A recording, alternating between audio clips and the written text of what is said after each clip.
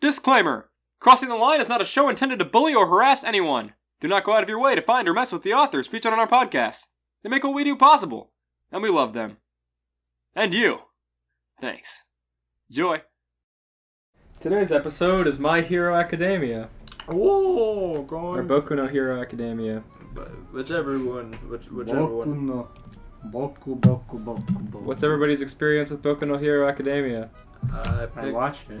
Yeah, I've been watching the dub of the anime. I picked it up year before last, and it's been pretty good. I enjoy it. I've been reading it since it came out years ago, and then I also started watching it the first season. It was really good, and then the second season started to kind of slow down with like the part where they do their bedrooms. I think it's kind of like a filler arc, and I was just like, whatever, I don't care anymore. But I still read it. I've been caught up the entire time it's aired or been published. So, And I started watching it a month ago. hooray! Huzzah! Hooray! Yeah, so I guess we're all caught up. There's really not too much more to it.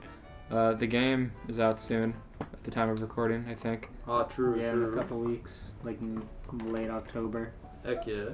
I'm interested to see what they do with some of the characters that have weirder quirks, and I hope it's just not a Naruto Storm clone, because that would suck, and I hate those games. No, it looks better than a Naruto Storm game. It's clearly derivative of a Naruto Storm game, but better. Yeah, it looks finer tuned. Naruto Storm just has such bad staples like the kunai throws and all that. It was really fun when the first game came out, but they made like 6 of them. Mm-hmm. Right. So. And they never like reinvented anything. They just kept reusing the same mechanics. They never made an effort to like cover the whole plot in one game just to like make a definitive final game. They just keep doing little pieces of it, so they never have to make it the final game. Now they have Shinobi Striker with your create your own Naruto. Finally. Except like every haircut and everything is like pre-built from an existing character. So it's like friggin' Ultimate Tenkaichi. Just play Naruto Online. Just watch my video, Virgil Vlogs YouTube, Naruto Online. The thrilling Naruto video. Your channel will be booming. Yeah, I know. I've recorded a Cuphead video that you were there for when Cuphead was kind of new, and it's been so long. I have to like edit all that footage. It's okay. Our Lord and Savior Kizuno Ai just started our Cuphead Let's Play. Oh, good. I don't know who that is, but I'm sure it'll help. Virtual YouTuber. Oh, Kizuno. Yeah. That's interesting. She's so cute. She is very cute. She's a cutie. What's that? That's not a voice we recognize on this show. Oh shit. Sorry. Illegal. Illegal? Now you're part of the show. Now you have to introduce yourself. Oh, hi. I'm Zoe. Hi, Zoe. I'm not here all the time. Just here for a fun time. Oh dear. Almost got it. Yeah. Well, let's see here. Being as we can't think of a question per se. Oh, I got a question. Let's see here. Elias. Yes. Okay. What if one day, you forgot to do the dishes, or you just couldn't get to them, or whatever? You're rehashing your question? And slowly, grape objects started growing from the food that was left on it. And before long, you had like a bunch of Minettas coming out of the sink. Now, what would you do? I'd probably like pick up the pan and then stick it inside the trash can and bang it against the side really hard until all the grapes smashed everywhere, and then dump the rest of the pan in there too and close it and take it out. What if the Minettas started grape storming your ass?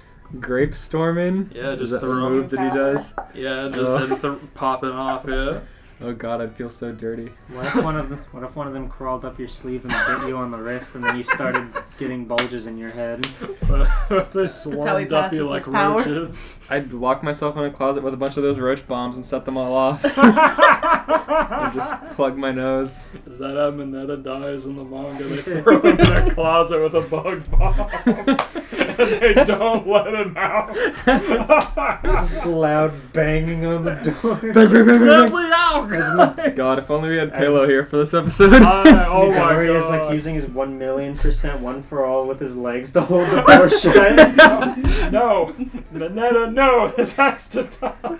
100% one for all. 1,000,000% Detroit bug. 10 times Kaioken.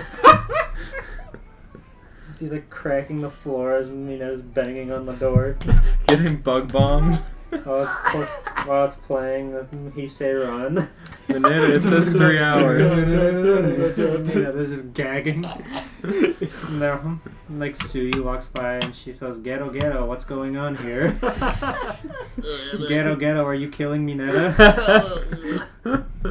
Cool. And he goes, "Asui-san, it's not what it looks like." And she just gives a thumbs up with a blank expression on her face. She like lunges her tongue into the keyhole and locks it. It's just a 22-minute episode of them trying to kill Mineta. It's like the fucking.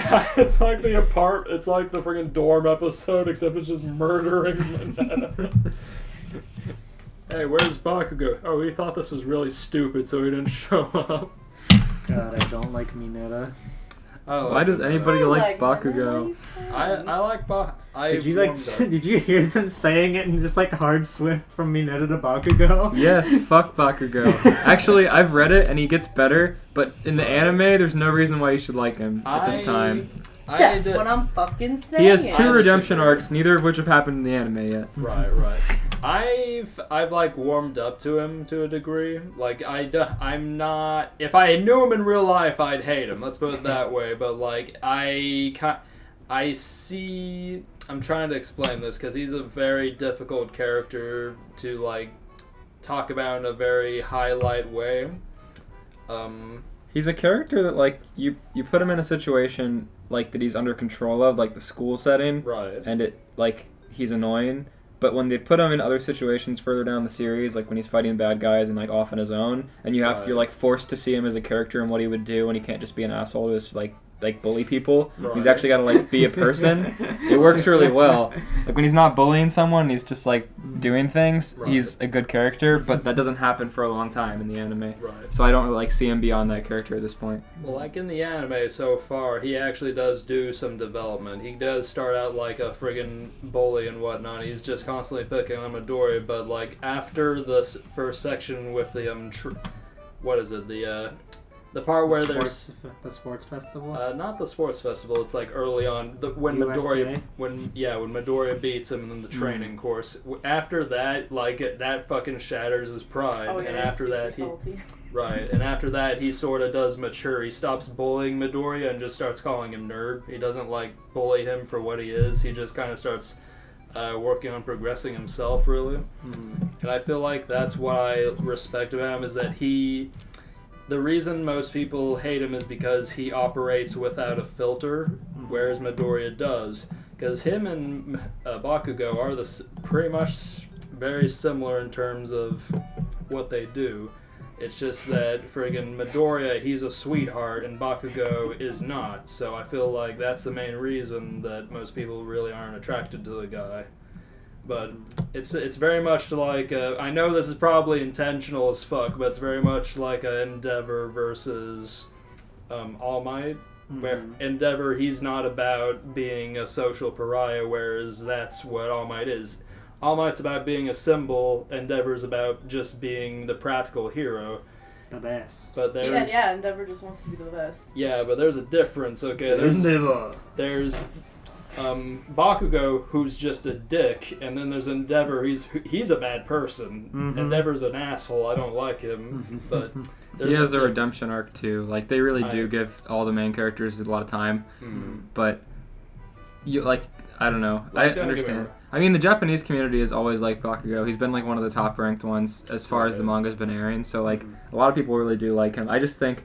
I only watched the first season and a half of the anime, and I felt like in the anime, Bakugo just seemed like an asshole, like unrelentingly, and there wasn't really much reason to like him beyond that. I feel it. But maybe it's gotten better, and like in the manga, anyways, he does get like a lot of time, so it gets better. I do respect, like that's what I like about him. I respect that he doesn't really care about being the symbol. He just cares about. He helps people, and that's fine. That's all a hero is. He cares about doing what heroes do. He doesn't care about the extra shit that everyone else has kind of invented to go along with it. Are you talking about Bakugo or Endeavor? In Bakugo. Bakugo, he just wants to be the best. He doesn't care about being... He wants to be All Might for what All Might has achieved. He doesn't want to be All Might for what All Might wanted to be, which is the symbol of peace. that's all about like what they want to be, not so much as what heroing is about, which is a large part of what the show explores, and I appreciate that. All right, so who wants to go first? Let's go around. I I went first want to last time. know who's your favorite pro hero besides All Might. You can't say All Might. He's like friggin'. He's like impossible not to like, really. Yeah, that's like picking Dragon Ball Z and not saying Goku. Exactly. Yeah. God, I have to think about this. Let me Just pull say up the character Cementos. list. Now let's see. Does it count those who pass the provisional license exam, or because they're technically pros, they're just like on a provisional license, or just like those who are already pros before that? Yeah, good What are you question. talking about? I'm talking about the provisional license exam where they get their licenses and they can Not the practice students. heroism. Oh, Okay. you mean- The adults. Okay, the adults. Let's see. Someone else go first. I gotta think. As far as there's a character in the manga from the newer arc that I like a lot, and if you've read it, it's the character that like drinks tea and is obsessed with tea. But as far as the anime goes, as far as just designs go, I like the wood guy a lot. I just think he's got a cool design. Kamui I Wood. wouldn't say he's a great character. I just think his design's cool. He does have a really cool design. And they're about to introduce in the anime the like Pac-Man eye guy, who's like the lead of. He's like the Lucas top of the Vault class. Boy, such and such. Yeah, he's the valedictorian of the school, and he's really cool too. Oh, the one that Buff Lucas. Yeah, Cody Buff was- Lucas. Okay, the guy with the fucking Lucas face. Mm-hmm. Okay. Yeah, and he's like a super main character later in the series, and he's really good too. Okay, cool. I think his like power is cool. He's one of the characters that like the psychic guy who you meet, and he has a redemption arc sort of thing later. He's a character that like doesn't know how to use his powers in the beginning, and like he grows into them and gets really good with them, which is cool. Doria? Just kidding. That's how I feel Yeah. about Mount Lady. Like, she has a really cool design, but her personality is like just whatever. like a girl, She's which is cool. It makes it work for her being like the the new hotness on town. Well, there's like Right. in the She's just a series, girl. there's a major shift change or a major like change point. Like I guess you could say like time skip, but it's not really a time skip. Of like, I don't know. This won't be. I'll try to like word this isn't a spoiler. Just like as All Might obviously is giving away his power. There's like a Right. generation change where like the heroes like or like Mount Lady and the Wood Guy and stuff become like the top of their class, where like they're just kind of heroes out in the wild in the beginning. Right. And as they become top of their class, they're like new middle class heroes, and you see like these characters get better, and the middle class heroes rise up and stuff. And that whole shift change is really cool because you see a lot of the characters that like are learning to use their powers better, and like they just all develop. Like everybody gets new powers and like or abilities or whatever, which is something that like One Piece does later in the series really well too. And so that's really cool. And their characters like Mount Lady that like as they become more like serious, you'll see them like take on more like roles, and they'll get more character because they have to have more character to be a main character. Right. Too. Which is cool. Like the author doesn't skip on any characters. There's no characters that are just like cool designs but don't do anything, like Darth Maul characters. Like Naruto is pretty bad about that. Like later in the series, there's characters that the fans have built up a persona for that don't actually have much personality or like character or anything. That's kind of the thing I'm seeing with Kingdom Hearts 3 here soon too. Like they're introducing all these characters in the trailer, and everybody's like, "Oh, this character's back, great!" And it's like that character didn't really do anything. There's just been like 10 years of fan fiction written about them. Right. Anyways, I'm off topic. Who's your Mine- favorite heroes? Mine's Eraserhead. Yeah. Yo. He's dope. Is that the guy with the glasses and the... The guy with the It's- scarf, yeah. Aizawa. The teacher. Well, when you say Eraserhead, I think of the Mike guy because he's got an Eraserhead That's haircut. what I keep thinking. That's Friggin- Present Mike. Yeah. He's very good too, though. He just screams at children. You find out later in the series that his like I'm sorry. I keep forgetting we're So recording. loud. Eraserhead's like I cloth around his neck I'll is have to amplify that for the effect. Right. Eraserhead's like cloth around his neck is like a common weapon in that universe. You find out later, which is really cool. You see like other characters like that just Right. happen to have his like neck cloth, which is sweet I because know. it's like that's like a weapon that series like invented. You'll find out, which is really cool. I love when he's like fighting all the various villains and whatnot during the invasion on the training grounds. That was so damn cool. But let's see here. Yeah, I'm gonna have to go with Eraserhead as well. Like it's hard for there's so many pro heroes and they're all so damn good in their own way. It's hard for me to come up with one on the spot. But yeah, Eraserhead's definitely one of my favorites. I like Just say 13. Huh? 13, what? The astronaut. Oh, I'm nah. 13's cool. 13's fine. Like I haven't seen enough of 13 to like have much of a judgment call on her. That's a guy. His dub voice is obviously a girl, and it's not okay. It's because you don't watch the He's a Japanese. sweet pea. I know he is a sweet pea, but Okay. Favorite student. And then we can start. there we go. Kirishima. Kirishima is really cool. I like it. I like his ability. He just hardens up and he just goes out and he fights hand to hand. He doesn't really have anything like flashy about his powers. I also like that he has the freaking Vader mask as part of his costume. Also, I just really like his personality. He's just really outgoing. He cares a lot about everyone, and that's a really good trait for him. For a hero, I mean. That's so hard. I don't know. I'm thinking. I like Buff Lucas again. He's a really good guy. As of the most recent arc, I also like the like hypnotized guy too. He's has to come around in a recent arc. It's pretty cool. He is really cool. And then Midoriya has a fight with my favorite villain who's not out yet in the anime who likes the tea. And that fight with Midoriya and the tea guy is like my favorite fight in the series. And I want to say Midoriya because of that, but that's cheating, so I can't. So I guess just like hypnotized guy. Or wait, that whole like competition where they have like they're carrying each other on each other's backs. Right, That battle. Yeah. A lot of the characters did some cool stuff in that too. Oh yeah. I don't know. really shines there. It's hard. I guess Buff Lucas. That's like within the community. It's such a cop out answer too, because everybody loves that guy. Class 1A. Let's put it that way. Yeah. Restricted class. Okay. You mean we can't pick Tetsu or Kendo? Damn you. Or that copy kid? I do like That's Copy just a bad Kid. character. I hate his character, but I like his power. Oh yeah. He's all for one. Pretty much. The Harden guy's pretty cool too. His like, as he gets stronger, he just gets like tougher, which is funny. I like that. That's Kirishima. That's what Steven said. Oh, Yeah, I know. Oh, okay. I That's wasn't fine. sure if you were talking about the steel guy who's just Right. Or Because recolored. Cementos, which Right. also Cementos, hardens. Oh, yeah. Toss, Samantha's excuse my me. favorite student. Well, He never graduated. I know it's not a student, but He's not actually a teacher. He never graduated. My Hero Academia, Season 4, Cementos gets degraded. Wait, Fuck! You don't have a certificate of graduation?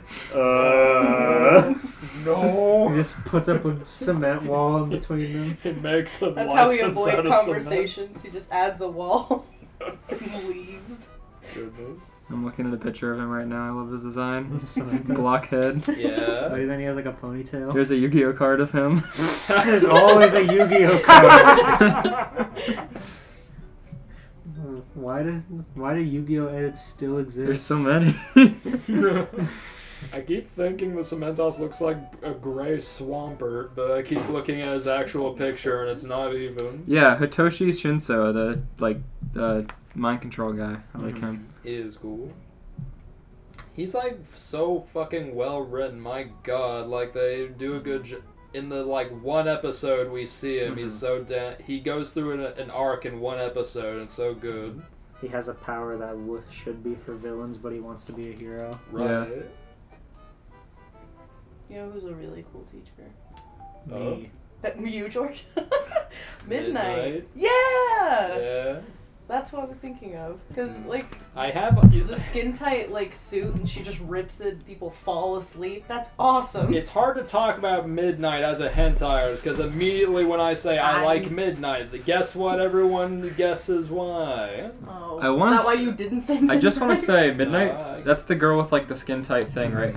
In the manga, it was heavily implied that she wasn't wearing clothes and her nipples were just Right. like nothing. Even in the anime, it's not even like outlined. It's just color difference. Right. It's like white on the peach skin. But like until it was animated, I was 100% positive that they were gonna like keep it that way in the anime because it Right. just how it was and it was like accepted and she, like there were jokes about it and stuff. But no, she's like a skin tight suit or something now, which is understandable. Yeah, but I like her. I like that she.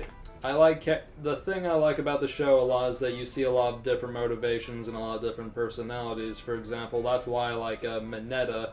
He's like a character who's motivated by just wanting to get girls and shit. Like he's in it just to look cool, and like even Or Chaco, who only wants money.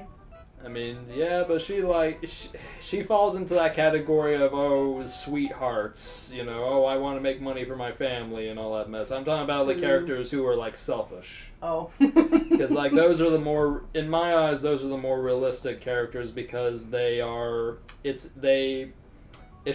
what a profession would amount to eventually after a lot of people join in. Steven, you wouldn't become a hero so your dad could take it easy? I don't know. That's a hard one. It's your one of those dad's out things. there patrolling the streets, slowly losing his power day by day. I have to eat my dad's mustache to gain his power. His muscle You have form. to eat it? He can do his muscle form less and less every day. I can't use my full power for any substantial amount of time, except for the love episode where I do it for like 5 minutes. Oh yeah.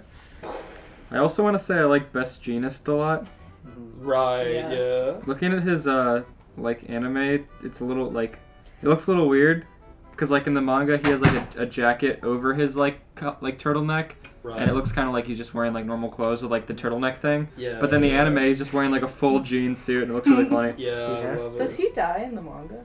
For real? Like when No, here's settle well- this. When he gets attacked by All for One, did that kill him or is he just injured? We had a debate. No, he's not dead. I was mean- back, Zoe, I told you. I thought he mean- died. Like when I said when If all they the didn't kill All for One, you think they're gonna kill Best Jeanist for nothing? Right. I mean, there are like Done had to go somewhere. character cripples and deaths that happen, but no, like most of the people that are just like heroes out in the first like major 2 arcs, like move up as like the generation gap happens. Like Best Jeanist moves up to be like one of the top few, and then like Right. I think he's really cool. He reminds me of Spider-Man with like the thread and everything. Right, I feel like picking right. him's kind of a cop out too, because he looks like an idiot, but I love him.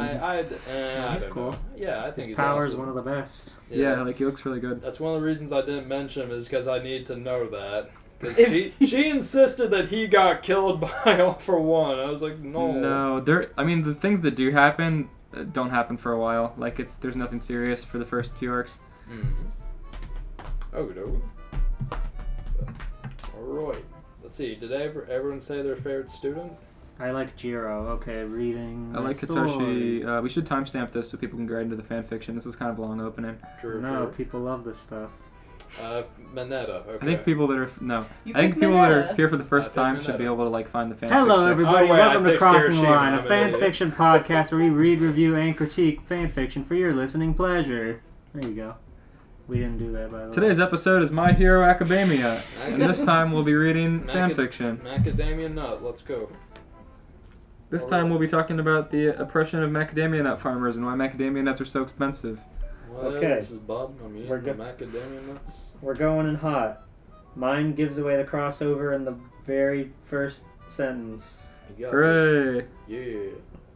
Yeah. Okay. The Eds and Jimmy go to Japan. Do they? In parentheses, an alternate ending to One Size Fits Ed. If you're not familiar, it's the episode where they feed Jimmy peaches and cream, so he turns into a giant fat sumo wrestler, and then they try to fling him to Japan with a catapult they made using a like a street light, just Ed holding down a street light, and they made Jimmy sit on it. But this is an alternate ending where they go to Japan. Where they They make it. make it. I saw this one. Oh no. They just had fridges full of peaches and cream. Okay. Eddie would climb up Jimmy before taking his seat. Seat? Like on Jimmy? Yeah. All aboard is going aboard, Eddie would shout. Ed would put his suitcase in the Jimmy's sumo diaper thing. I got my jammies, undies, sockies, a toe clipper, and a sponge, Ed would explain. Eddie rolled his eyes. Ask me if I care, Ed. Last chance, Double D. What do you say? Eddie would offer to Double D. Break a leg, Ed would respond. Ed, Double D. For continuity's sake, when they say Ed, I'm just gonna say Double D so there's not a lot of confusion. Oh, no. Cut up. Eddie scowled. Big time, here I come. Let's boogie! Did she leave? She's doing something. Oh, she's probably getting something out of her car. She's peeing. Yeah. She heard the Eds went to Japan and she left. She went to Japan right now. Just driving overseas. Jimmy would Let's boogie! Jimmy would exclaim excitedly. Ready for lunch, Ed, Eddie would shout down to Ed. No time for lunch, Eddie, 'cause we're going to Japan, Ed would respond to Eddie. Ed fiddles with the ropes and Eddie looks into the sky, seeing nothing but fortune ahead. Jimmy wipes a tear from his eye as he thinks of what he's leaving behind. Ed finally gets the knot undone, and the lamppost unfurls to its full height. The three would fly into the sky. Double D would stand in shock as he saw them fly off into the sky. What? Double D stayed behind? Aw. Double D then realized he had a rope wrapped around his leg. Oh, there it is. Oh dear. He'd Oh, whimper dear. as he was then pulled off his feet and into the sky along with his friends. That was a good episode, by the way. I'm glad we got that recap. I agree. Soon enough, they would soon be over an entirely different part of the world. I thought I was dyslexic for a second there reading that. The four would begin to finally plummet downwards toward the ground. Eddie, how are we going to land? Shouted Jimmy over the whistling wind. Well, Eddie would stop mid-sentence as he realized he didn't plan a way to land.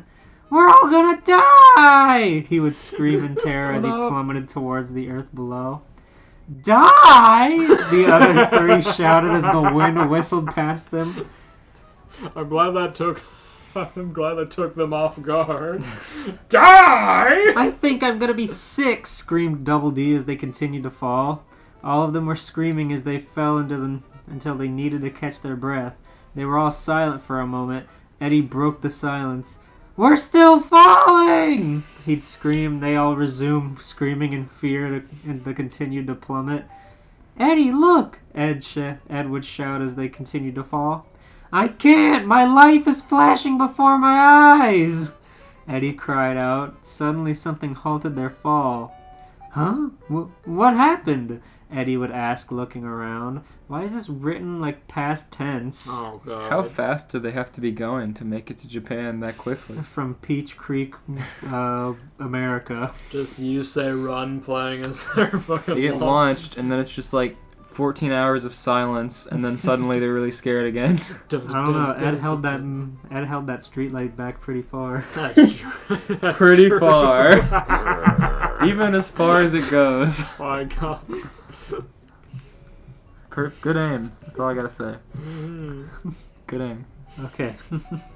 Sorry. Huh? What happened? Eddie would ask, looking around. Their fall was actually made much, much slower. Have no fear, boomed a loud voice. The Eds looked over the sides of Jimmy to see if I that forgot what large, we were doing. muscular man had caught them. For I am here, shouted the man as they landed safely. Japan. They actually made it. We made it! We actually made it! Eddie would exclaim with glee. Did the man yell in Japanese? I hope. I was really gonna brush up on some of his lines so I could read them in Japanese, but I forgot to. Mm. I can't believe it. Double D would stammer with surprise. Guys, it's an actual superhero! Ed would exclaim, pointing up to the large man before them. But heroes aren't, Double D mumbled, but his sentence was finished for him. Not superheroes aren't real. Heroes aren't real. Oh, I assure... Wait, what? Heroes aren't real! There's no God in Double D's world. Mom said. Everything is anarchy. Heroes aren't real. Not real. Oh, but I assure you, young one, I am real, said the man, striking a heroic pose. Thanks for saving us, Mr. Macho Hero Man, cheered Jimmy. You can call me All Might, as everyone here does. Yeah. Is he like flying next to them? No, he landed. Oh. Okay. All Might told Jimmy. All Might coughed slightly. A bit of blood trickled out of his mouth as a crowd started to gather. Yes, he does. I must go. Remember, stay safe, he'd tell them. All Might would then jump high up into the sky and out of view. I want to say I really appreciate how he doesn't fly. Right. He just jumps really far. Yeah, It's like the Incredible Hulk. Yeah, exactly.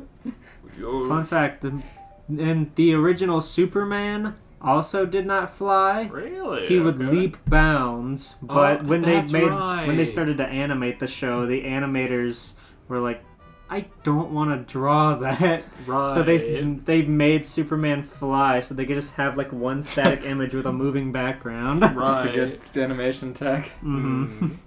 Anyway, back to the story. Dang, Eddie said faintly. Double D adjusted his hat. Eddie, we're in Japan, Jimmy shouted gleefully. Eddie looked around his surroundings and the crowd of people surrounding him and then taking pictures. Ha! Greetings, people of Japan! We are the Eds, and we bring the great, the massive, the spectacular Jimbo! Oh my God. Eddie would shout to the crowd. The crowd didn't seem to care as they saw the entire thing as good cover for tomorrow's morning newspaper. They're the League of Villains. Shigaraki just Foreigners goes over yelling. and grabs Eddie by the face. Oh, yes. He deletes Eddie. Get that Jimbo. He could be a great member of the League of Villains. He's starting to piss me off.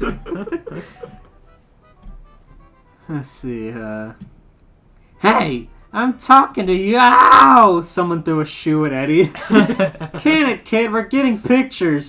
Shouted one of the many news journalists. Jimmy was moved from the road with a forklift, and the Eds didn't get famous for having Jimmy become a sumo wrestler. I can't believe it! We come this far only to fall flat on our faces, shouted Eddie. Yep, well. You slingshot yourself to fucking Japan! Oh, we came this far! And then he yelled at them in English. That's a good boy!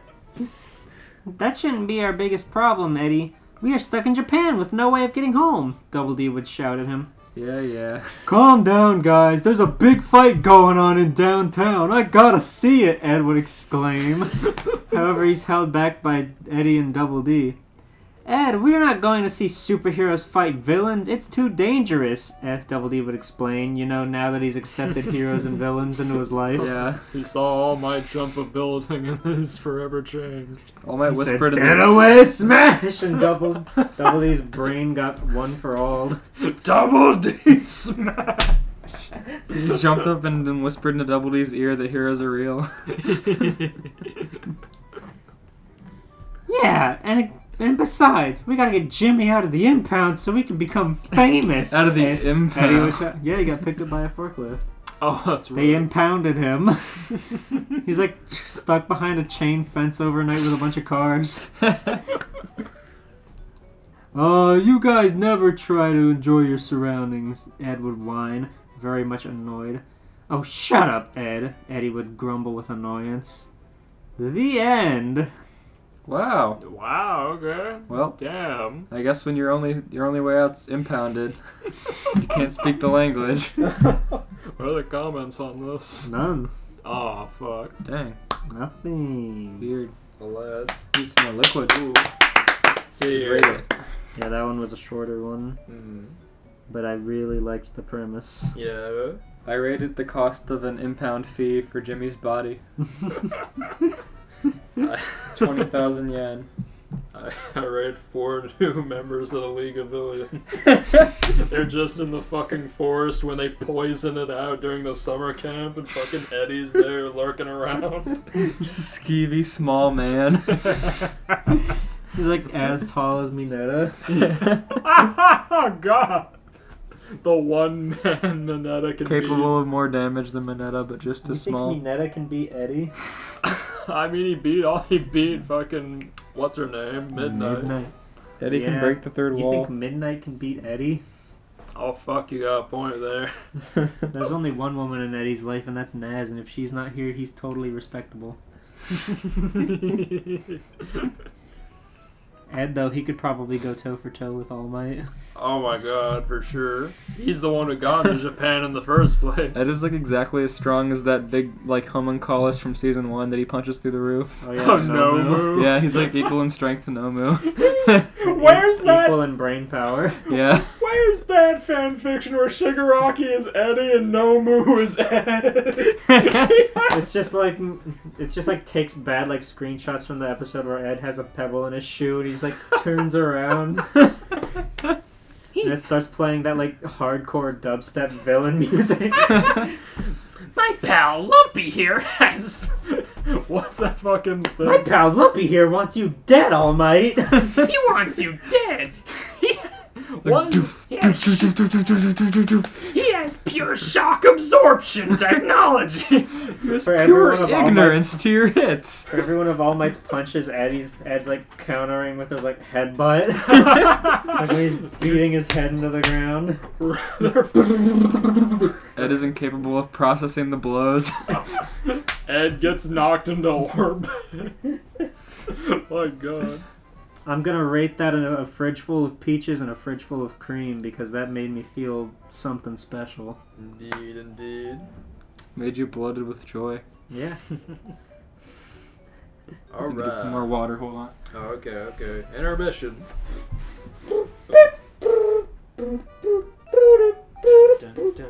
Take the final water and expired Budweiser. Budweiser. Wow, I have a lot of really bad fanfiction saved. We should do a bonus episode. If not today, sometime. Totally. Oh my god. Did I do the epic rap battle last time? I think I did. Yes, it was horrible to edit over. I haven't gotten that far in the episode yet, my re-listen. Alright, so you want to rate my drinking ware while you're checking, while you're looking? I hate your hyper-realistic Wizard of Oz photography drinkware. It's not hyper realistic if it's a photo. That means it's real. Well, it's like a repaint of the photo. It's Looks like. photorealistic. No, it's just a photo. Yeah, Oh, that The would scarecrow explain it. is just a colorful character. it's photorealistic. There you go. Let's see, what about my drinkware? Did you just bust your kneecap? Yeah. Hospital, here I go. Alright, awaiting a response. Uh, Let's see here. I have a short one that I could do while you're, do you have yours? I don't know. How familiar are you? Like, I don't want to give it away, but I don't want to do one you guys aren't familiar with. I am up to the point where Bakugo and Midoriya are about to fight at the training grounds. Not with that, but with Evangelion. Oh, well, I don't know a damn thing about Evangelion other than it's really sad. Well, I'll read the description for those who do like or are in the fandom because this is a really funny description and not do this one. Right. A collection of funny skits where Shinji Ikari and Minoru Mineta do dumb shit. I like Not that. Mineta. I mean, Because Yeah. Mineta could put a Shinji's whole character is he's just a suicidal, depressed teen who mopes around and like dies several Right. times. Mineta's gonna have a purple ball in his hand. He's gonna go, I'm so dumb.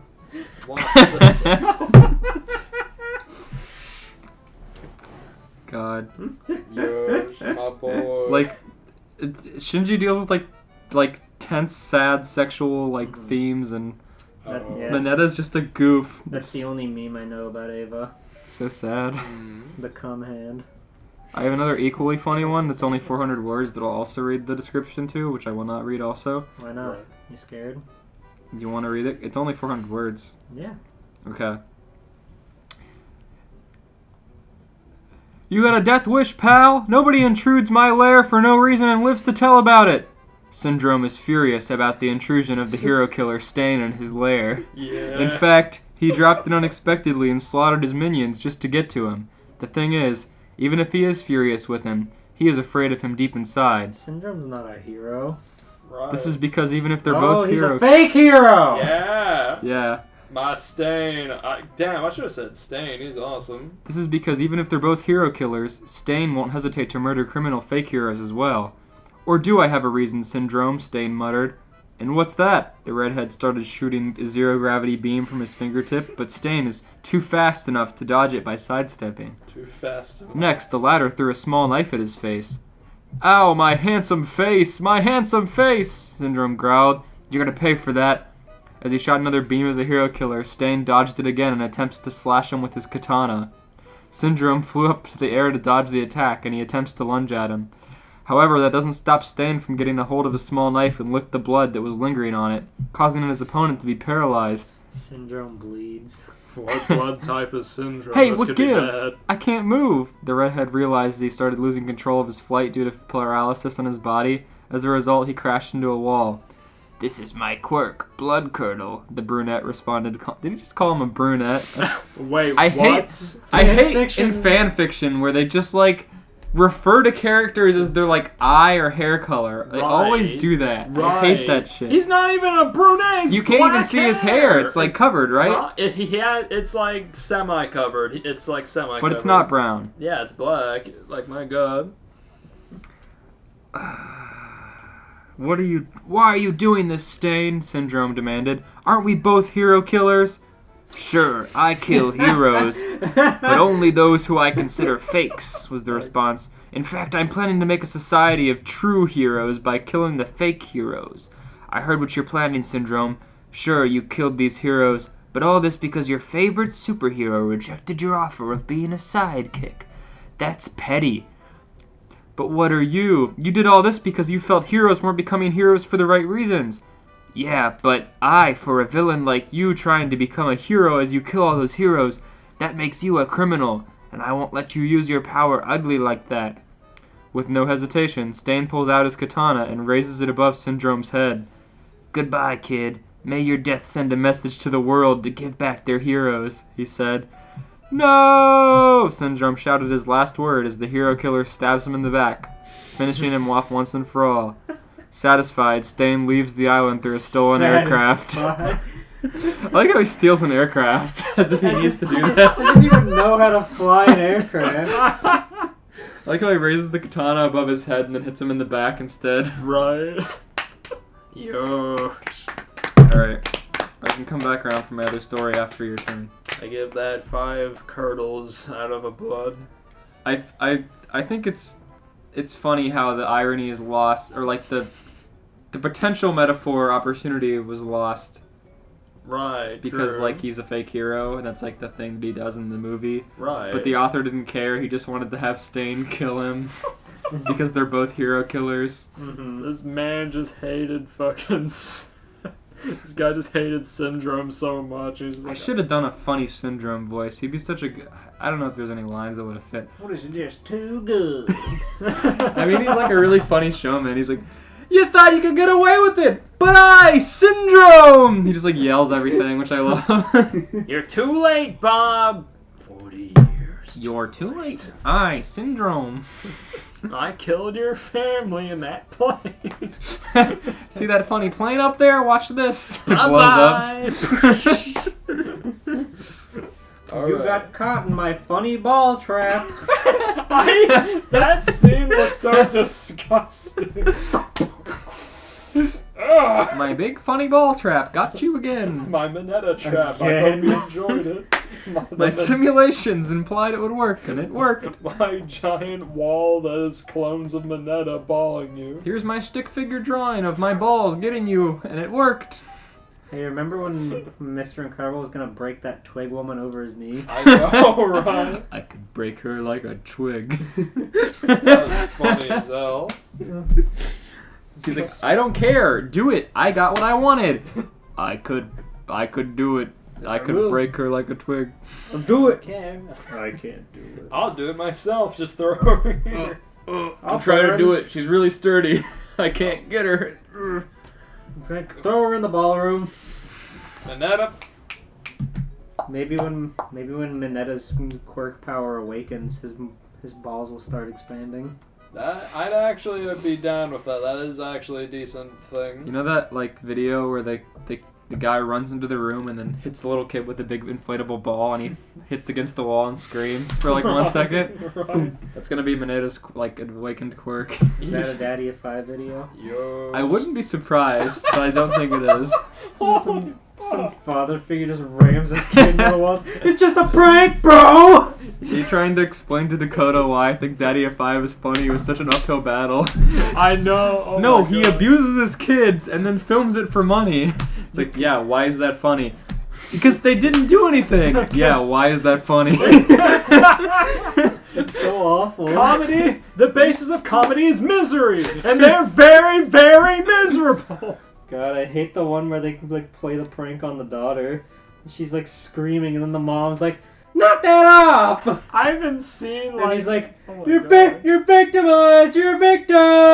I want to watch more. I hate now. the one where No, you don't. It's not good. I hate where know. Cody's like playing the DS and the dad like picks it up and he's like, "Are you playing my DS, kid?" Like pushes him against the wall. It's like, I yeah. saw that one. Oh my Oh yeah, he God. shoves him into a bookshelf. Yeah, it's Fucking like takes the DS and shit. Okay, so Daddy over there, he has like this big shelf, and I'm pretty positive that like the cartridges on his shelf are not real. They look way too big from the video. It looks like he just like fabricated fake Super Nintendo cartridges. Right. it's so weird. Mm-hmm. So gross.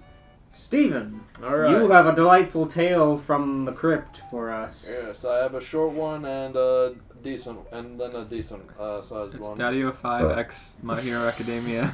The dad got one for all. Ah, yes. He grabs Cody and just flings him into the wall. He just uses the strongest power in their universe to bully his son. You've He's done. like, he's like bouncing off the walls, and he smacks Cody in the back of the head. It's okay, I got. I guess that's what the number 2 hero does. Alright. Endeavor! Never beats his kids with his power. Cody is half and half. But that's the thing, the child safety services or whatever, they wouldn't be able to rescue Cody because his dad's too powerful. They try to help Cody and he's like, "You don't get it, my dad's really strong." It's like, "Don't worry, he's not a big deal." Dad just like busts down the door with fire coming out of his hands. This fucking beard of flame. "Cody, are you telling on me? Are you snitching?" Bang, bang, bang, bang, bang. Are you snitching? Okay, sorry, read your story. You're being victimized! You're a victim! Alright. You've done this before! All Might screamed as he threw and Minetta against the wall. Whoa! It's not it. Bye, Minetta. All Might threw It is Minetta a against daddy the of wall. It is a daddy of 5. Minetta's fragile not- bones could be broken by a normal-sized human. Yeah, Minetta's. Oh my god. Alright. Back Ogo woke up in his torture room next to this long, skinny guy.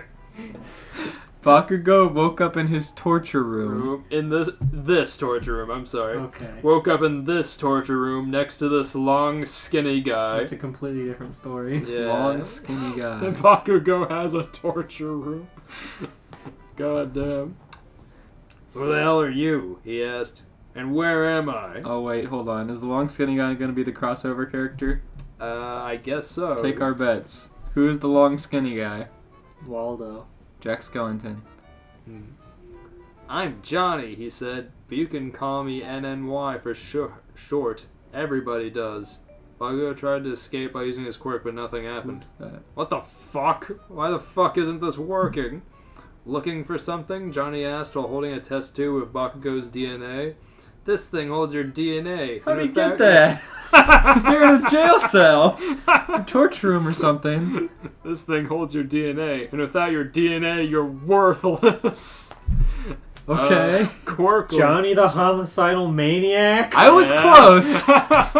I said Jack Skellington. That's the same emo kid 2000s vein. I actually should have known that. I've read those. They call him Knee. Right. Oh, yeah, NNY. Uh-huh. Yeah, okay. I've never heard of that guy, so I didn't know. Then why'd Then you what's pick your it? crossover? It's not that. Because it's titled Johnny Kills Bakugo, and I thought that was funny. Okay, I'll translate the references if there are any, but for the most part, all you need to know is he's Johnny the homicidal maniac and he kills people. The description is honestly what got me besides the title. Bakugo has done it this time. We just called a killer maniac by calling him Squarehead, so that guy's gonna die. That's how Jonathan Vasquez draws his characters. Right. They're just Why square-headed don't they people. throw me that into the wall? You wanted to have that in the story. It's not You've important. done this before! You've done this Oh, you were before. making a joke. Yeah, I was It's making not a actually- joke. Oh. Yeah. I wish I would have come across that and it was just that convenient. Oh my god.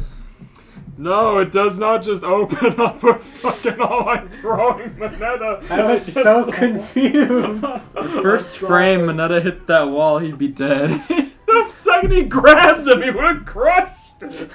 He would have been long ass dead. Did it win? Smash! Texas! As he just explodes. Oh my god. This thing holds your DNA, and without your DNA, you're worthless. Quirkless, you So might Johnny's say. all for one. So Johnny took his DNA. I guess Johnny so. almost killed All Might. It's a play on word. Let me go, you bastard, Bakugo said. No, Johnny said. Do you want to know why you're here? Well, it all started this night. I was just walking down the street, minding my own fucking business. This is the thing that he does in this comic. He describes how they got there because they bullied him, basically. Right. This is a normal thing that happens, and this is why they're telling it this way in the comics. I was just walking down the street, minding my own fucking business after seeing a garbage movie, until you showed up and called me Squarehead. You and those shitheads that are your friends laughing at me. These kids bullying this man. Well, I'm the one who's laughing now, bitch, Johnny yelled. I'm the one who's going to laugh at your pain and suffering. You're no hero, you're just an jackass. An perfling asshole who deserves nothing but death and pain. So that's pretty much it. I guess this author also doesn't like Bakugo very much. I guess not. So that's pretty much it. There's more that I like to say to you, but then I realized I would just waste my time. So I'm just going to kill you right here and now. So Ni powered the chair and Bakugo was dead in 15 seconds. God, do I hate teenagers, Johnny said. And that's that one. Ooh. So I'm guessing that's how the first chapter of the comic is. Some teenagers in the movie theater call him a dickhead or something, and he kills them. Oh. So Sounds about right. classic fan fiction author just taking a story and inserting their characters. My God. If they can call that a story. I do love Bakugo's nicknames, though. I like when he calls Mina Raccoon Eyes. That killed me. He's got good names. He does. I like how Johnny just said, "Here's your DNA. You cannot do anything now. Now I will kill you." Without your DNA, you're worthless. He has a point. As if you can extract someone's DNA. Right. He's all for one. Alright. Alright. So how would you rate it? I would rate it, an Invader Zim reboot. I'd rate it. Because it seems fun in theory, but did anyone actually read it? True. I read 3 volumes. Not very many.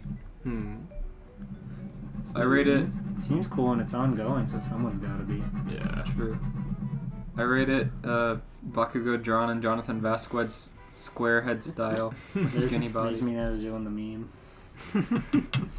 Doing the what? The Shinji meme. Yeah. Gross. That's good. Alright. Audio listeners, I drew Mineta's hand holding a ball. And that's it. Alrighty. So should I do my long one or your long one? Mine is 68,000 words. Mine is 68,000 words as well. Why don't you guys Rochambeau for it? Okay. What's Rochambeau? It's rock, paper, scissors, and then the loser gets kicked in the nuts. I don't Say like Rochambeau, that. go. Go stand over there so it echoes really hard. I don't like that. Oh no. Okay, you don't have to kick though, we can just play. I swear, No. if we got the same one, I'm gonna be mad. We go Rochambeau, go. Okay. I'm coming in this match. Fuck. 2 out of 3. Okay. Rochambeau, go. Okay. Ooh. Rochambeau, go. Fuck. Yeah. And we have a new Rochambeau champion in the podcast scene, ladies and gentlemen. Oh, boy. Official tradition. Official debacle. Next time I want to see some nut shots. What we used to do with when we were kids, whoever does it would get a harsh slap on the wrist. Yeah, like that. But it would come like immediately after you lost, so it's like that go, and then you lose. So your big brother immediately just like grabs your hand and smashes your wrist. Ah, fuck. And you say, "Ow! Stop it! I don't want to play anymore." He says, "No, it's funny. It's funny." Best of 3. Trying to think if I should read one or the other. One is Well, you did win the diplomatic immunity. That's Steven has to just sit back and accept it. Yeah. Steven, how does it feel to be the first loser in podcast Rochambeau history? It's pretty good. I'm gonna have to have a nice cry later. Good. That's okay. Oh, Lee got back with us. What would I have to do? Like, what would I have to record? she would record saying, "Hi everybody, this is Lee. Check out my YouTube show. It's called this. Watch it and you'll be amazed. You'll say, wow, I'm glad I watched that episode of that show that I just watched." And then just cut back. Make sure she puts royalty-free music on it. Yeah. Make sure she just uses our audio from us talking, so she has to talk over us. We can do that ourselves once she sends her hard work in, I'm sure. I just put it on top without cutting out any audio around it, so it just comes in while in the middle of our conversation. We'll just Right. distort and degrade her audio quality so her mic sounds bad and ours sounds good in comparison. Anyways, determination and fear warred within Midoriya, Izuku's body, as he left his family's small apartment that morning. His heart jackhammered and his chest tightened, just remembering the past few days. Meeting All Might, accidentally releasing the villain that had nearly killed or possessed. Is this yours? Yeah, you got mine. Whoa! Yeah. Well, this never happens. I know, right? Ooh. Meeting with All Might, accidentally releasing the villain that had nearly killed or possessed him. Rushing to save Kachan, being offered one for all. Being offered one for all. He felt dazed just thinking about it. A rush of adrenaline swept through him whenever he tried. In his bliss-filled state, Izuku only narrowly avoided the lamppost along the route to the trash-strewn beach he was to meet All Might at. Yeah, let me just have no punctuation for like a paragraph. That's fine. He would do everything he could to be worthy of All Might's power. He would strive to tread the path laid by the world's greatest hero. This would be the beginning of his story, the story of the world's greatest hero. These were the thoughts that buoyed him forward in the crisp morning air to the huge mountain of scrap along the beachfront. Beach is spelled B-E-E-C-H. Standing before it with a smile known the world over was his personal hero, now mentor, All Might. The inhuman muscular man swung his arms out to either side of him as Izuku approached. What does that mean? Does he just He's like stand getting ready still? for a hug. Oh, okay. Freaking Midoriya Johnny! gym bag under one arm and with a voice every bit as heroic as he used on television, intoned, "Welcome, young Midoriya, to your training ground, where we will mold your determination and will into a body capable of handling my quirk." Everything the man said came in the form of barely restrained yelling. Perfect, that's what I did. As though it was the quietest he was capable of talking. Izuku clenched his teeth and nodded in determination, not trusting himself to speak. "Now then, we have a lot of work to do before you can take the UA entrance exam, Midoriya. I've gone to the trouble of creating a workout plan for you that will push you to your limits and support the community." Whirling around, All Might quickly walked down the stairs onto the beach, revealing the mountain of trash to be nearly 10 feet tall and spread from nearly horizon to horizon. Izuku gasped at the mess. He had no idea something so horrible was so close to his home. He began to wonder how many years it would take to clean when All Might continued his speech. "You must clear the beach, my boy! For only when you have completed to clean the area will I know that you are ready to receive my quirk." The idea of such intense labor would have terrified Izuku last week, but he had left his home telling himself that he would do whatever it took. And so, without any hesitation, he began dragging ragged chunks of rubber and iron from the beach, and as All Might turned to leave, he spoke, not looking up from his labor. "I won't fail you, All Might! I won't let you down!" And you thought All Might was always smiling. His expression loosened in that moment, because he knew he had chosen well. Does it mean he stopped smiling? He's like, It's like, oh, this boy is pretty cool. Meanwhile, in space above Earth, Lord Vilgax, the fighters report that they will damage that while they damaged the transport pod, they were unable to capture it before it entered its atmosphere. The huge squid-like monster of a man narrowed his eyes at the view screen from his he place. doesn't even have powers, and he's going up against Ben 10. Right. Ah! Send down the drones. We don't want to alert anyone to our presence. Yes, my lord. The last thing we need is for someone else to find it. Stop picking Ben 10 crossovers.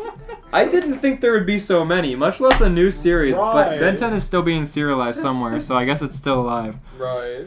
A pair of red, menacing eyes traced the entry path of the... You don't know where the story is going yet, and you're not going to like it when it does, but believe me, I know by the title. As it plummeted through the clouds onto the unassuming island of Japan, the next day Izuku woke up 5 minutes earlier than he had set his alarm clock, but the last 3 letters of earlier were a paragraph down, which is why I said it like that. It was now 3:55 a.m. and nervous energy coursed through him, causing his entire body to ache. He was unaccustomed to the amount of punishment he was putting himself through, but still, he clambered out of bed and prepared his return to the beach. It's weird that the authors this is Right. more described than the actual show. Usually they just copy the script of the show, bare bones to get through the story. This person's actually putting some more effort into it. It's Right. kind of weird. Mm-hmm. Explains why it's so long. He feared that no amount of work could ever prepare him for what All Might intended. Fear was as intrinsic to Izuku's way of thinking as breathing. So much scared him, and that's why he had to work harder than anyone. He slapped his cheeks and splashed cold water on his face before leaving the house at a jog. A courageous smile plastered across his face as he said, "It's hero time." Fuck me. Okay.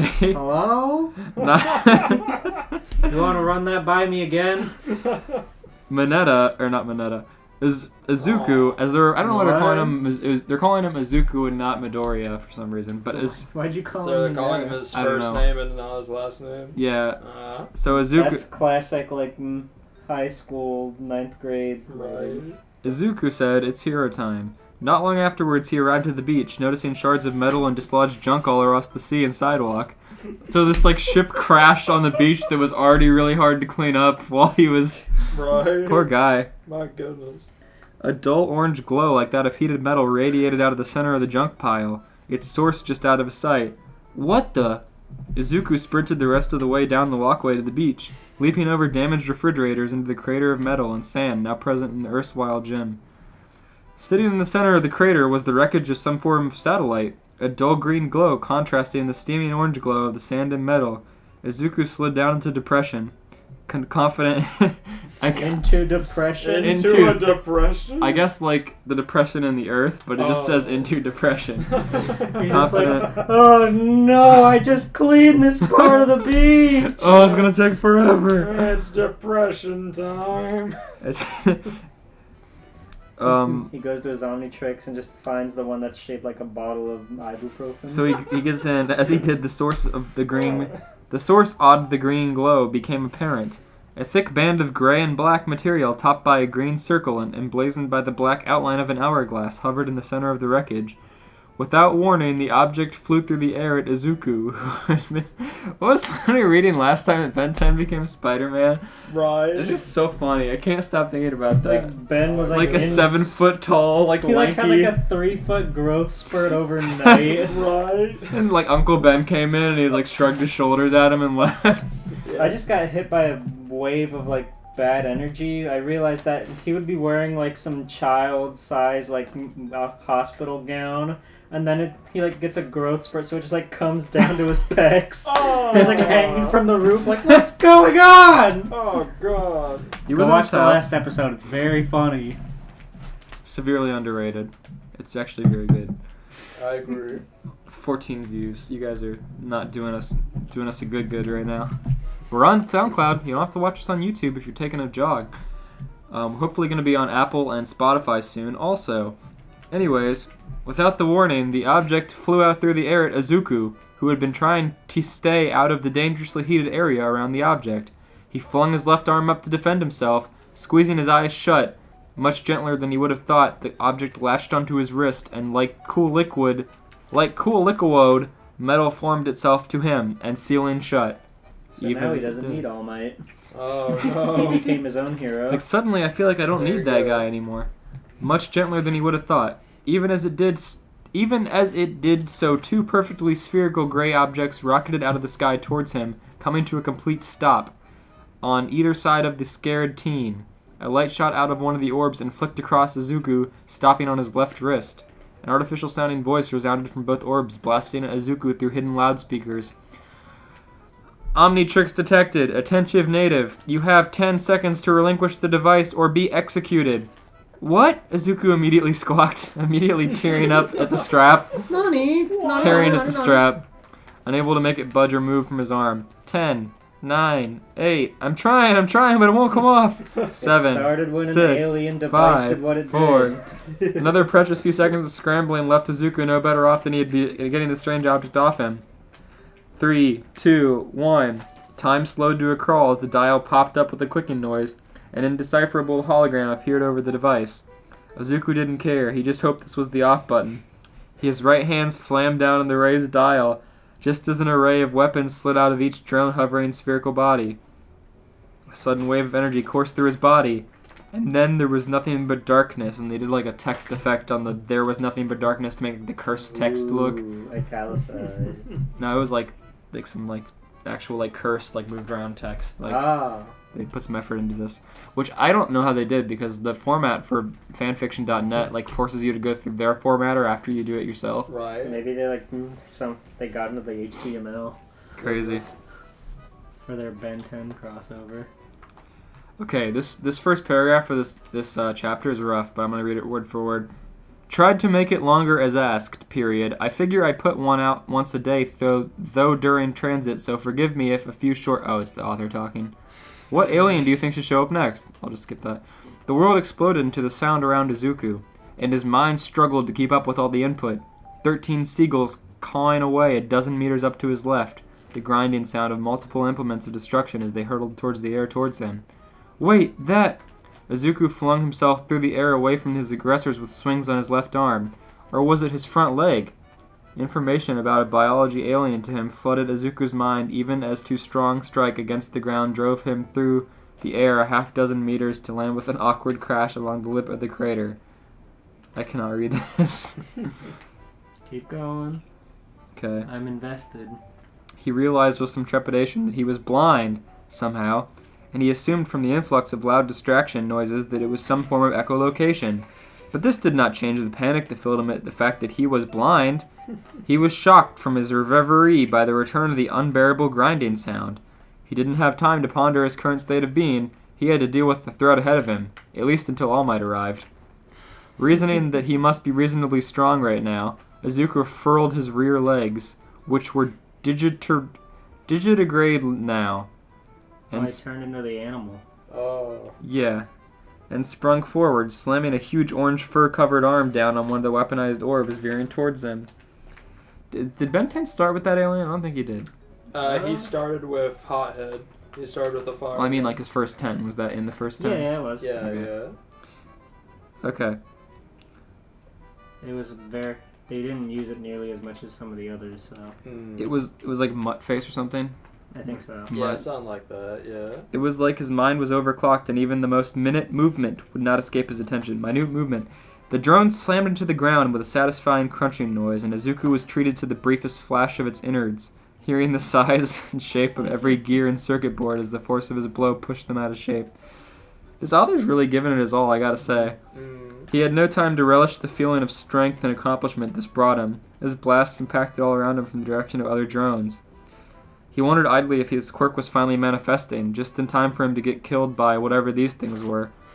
It was then his quirk is to be blind and strong. What? I can't see, but I feel strong and orange. That's what we've gathered from this. I can't see, but I feel orange. I feel orange. Now that I have felt the orange, letting you live would be a huge mistake. Okay, I think we're back on track. It was then that Izuku Midoriya heard two things. He needed enhanced hearing to recognize only one of them. First, the drone that incapacitated him began to charge a blast of energy that would almost certainly kill him. The second was, if he chose not to move, SMASH! Needless to say, Izuku Midoriya, bearer of the Omnitrix, chose not to move. He simply felt no need. Okay. Midoriya's calling his bluff. I guess the smash made him decide that he wouldn't die if he didn't move, even though he said he would die if he moved. He could feel the air pressure change around him, its literally meteoric approach of his hero. His changed senses lent a new appreciation to the sheer amount of force All Might brought to bear. Where his strike against the orb had been powerful, nearly as powerful as a small-scale motor collision, All Might's strikes simply vaporized the contraption. He felt the force of the blow as it impacted the drone and saw each individual gear and wire rapidly accelerate to the entry speed of a comet. Saws in quotes, because he's blind now. He's like, wow, sure is cool being blind and all.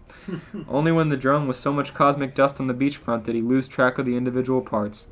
Slowly, Izuku rose from his prone position. He felt like crying. He was pretty sure he was crying. As if he can't, tell that, because he can't see. He could feel something running down his face, at least. He's got animal instincts. Oh my... Grrr. I can't talk either, he thought. It was at that moment that the Omnitrix, spent of the energy that fueled it, timed out. In a brilliant flash of emerald light, Izuku was back, standing in the place of the huge orange beast All Might had been staring at with caution. Snot ran down his face, and with the return of the sight, the relief of being alive and the thrill of his first real fight, he began to bawl. An hour or two later, All Might stood, one hand on his chin, and thought.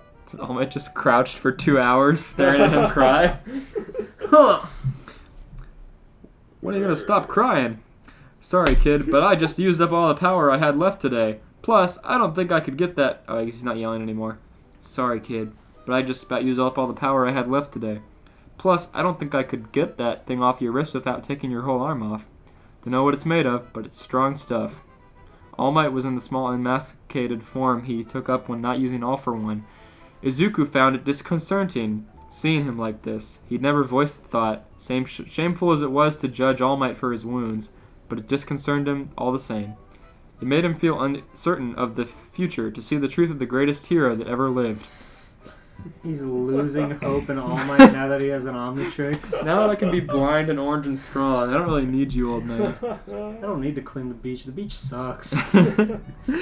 I get the feeling this isn't necessary. After some time spent with All Might explaining the situation and trying to get the obviously dangerous device off his arm, Izuku had eventually resigned himself to it. He was still no idea how the device worked, and was afraid to even try to manipulate the dial again. All Might shrugged off the attack, simply resolving to be present for all of Izuku's training sessions. The days dragged on, and Izuku noted that the Kachan veered clear of him. The Kachan? The Kachan, the one and only. Which one's Kachan? Bakugo. Yeah. Oh. The Kachan. Izuku didn't fear the reprieve.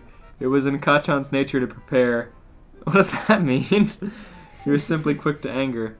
In fact, Kachan had always been an interesting topic for Izuku. He frequently wondered if he was so volatile because of his quirk, or if his quirk had manifested as it had because he was so volatile. His training continued. Didn't he not... Oh, he knew Bakugo when he was in, grade school. So. Yeah, when they were kids, yeah.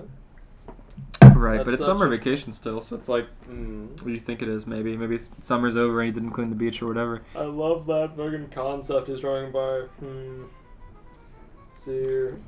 You're an asshole because you have a quirk. Or you have a quirk because you're an asshole. There we go. He's whispering under his breath like he does. And then Mutter. it just says, and then the day came when he was to inherit One for All. What does he need it? He has the Omnitrix. He still wants it. I still want it, All Might. Don't think I'm not wanting it just because of the... Imagine 4 arms with All for One. One for all. Dang, that look dumb. You can fly. 6 arms. Maybe it was the knowledge that no one else could ever hope to obtain the opportunity he'd be given. Maybe it was fused metal crater of his first short battle dominating his view of the beach. But Izuku cleaned the entire beach. With a mighty heave of effort, he dragged the last rusted car from the beach. and let loose a mighty scream that bellied the tears and sweat streaming down his face. All Might stood waiting for him at the top of the stairs leading down in the now clear sand, watching him scream, his emaciated form staring out over the sparkling waters in stark amazement. He had never doubted Izuku's dedication, but he had always assumed that he would have to use one of the spots at UA dedicated to referral students to get Izuku in. No average person could stay so dedicated to the progressively more brutal exercise the boy had put himself through. All Might even suspected that despite his worries for the boy's safety, he'd been coming after hours to continue his labor. Having toweled off and replaced the tracksuit, Izuku jogged upstairs to All Might. More muscle than any boy his age has a right to standing out against his small frame. Before he could speak, All Might cut him off, expanding onto his muscular superheroic form and letting loose a laugh known the world over. Ha ha ha! Izuku, my boy! You were truly amazing! Never in my wildest dreams would I have imagined this level of growth from the frail boy I met that day. Now, come and claim your reward. A wary and ragged Izuku smiled up at the number one hero. All Might, I'm so thankful. I was so close to giving up, to letting go of my dreams, and... Come now, boy! Look at yourself. Look at what you've done in this short time. Make no mistake, Izuku. Even without me, I have every confidence that you would have found a way. All Might! Izuku cried out in joy. Now, the Titan said, pulling a strand of hair from his head. Eat this! Izuku stared at the strand of hair. Eh? In order to inherit my power, you must take in a part of my body. Trust me, hair is the easiest. Izuku imagined eating the fingernails for a moment and shivered, hesitantly reaching out for the strand of hair and slowly, reverently placed it in his mouth and swallowed it. Now rest up, my boy. The UA entrance exams are tomorrow, and you're going to wow them all. But I don't feel any... You'll have to sleep on it, kid. Let it settle. Take your heart, because I believe in you. Take your heart. Also, I love the way you're emphasizing certain words. Midoriya, my boy! I can't, like... I You should have love it. said, like, young Midoriya. I have to give it punctuation because there is none. Right, I love that. My God. Unbeknownst... So, Izuku went home, heart hammering in his chest and unable to get anything but a fitful sleep. Unbeknownst to him, the Omnitrix dial flashed open in the middle of the night. A hologram of a strand of hair dancing over it. Are you kidding me? I don't like this. That's not how it works. How would an author with the dedication to the plot that they have written out, how would they go down this route where you just hit the... And it's not even him. His hair hologram. Hair picture. That is bullshit. Why? My God. Just one sliver of a silhouette. Turns into All Might. I mean, if you're gonna give him both powers... But that's not how it works! That's not how the power works! The Omnitrix doesn't, like, delve into his DNA. Right. Oh my God. It doesn't analyze him for new moves. Right. Oof. Okay, the next day, a beleaguered and high-strung Izuku... Beleaguered. Can someone confirm that's a real word? Beleaguered? How's it Beleaguered? spelled? B-E-L-E-E... Yeah. G-U-E-R-E-D. G-U... E-R-E-D. To beleaguer, past tense belligered, lay siege to, beset with difficulties. Alright, Okay, so fair enough. And high-strung Izuku found himself walking the hollowed path to the front gate of UA Academy, the most prestigious of the heroes' certification schools. He'd awoken and found himself no different than before. He'd found himself to have no facility with the strength his teacher had promised him. He'd had no lucky with the advice of All Might had given him on the use of his new quirk. How's this dude gonna say beleaguered and then had no lucky? Oh my God. Christ almighty. And then it has a flashback and it says, "Just clench your teeth and yell from the depths of your heart! Smash!" Izuku was beginning to feel as though All Might was not, in fact, an amazing teacher. Wow.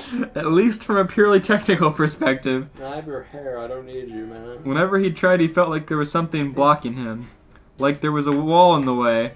He'd had sneaking suspicion about what that wall was, but he'd very pointedly been avoiding thinking about it. So lost in thought was Izuku that he didn't notice himself hurtling towards the ground face first until impact was imminent. He'd squeezed his eyes shut in preparation for the impact, but it never came. Hey there, you really should look... Oh, it's the girl now. Hey there, you really should look where you're going. The girl standing in front of him. I don't like this frickin'... Again, we've talked about this. I just talked about this. But, like, usually when authors steal the plot of a show for the sake of their own fan fiction, they just, like, paraphrase it. Right. Admittedly, they steal the plot word for word a lot of times. They don't make it longer. Yeah. I guess it's just, like, making it longer. This is, like, agonizing to read. Mm. I don't know if it's easier or worse to read with, like, the spelling and grammar stuff, but... Oh. So, okay.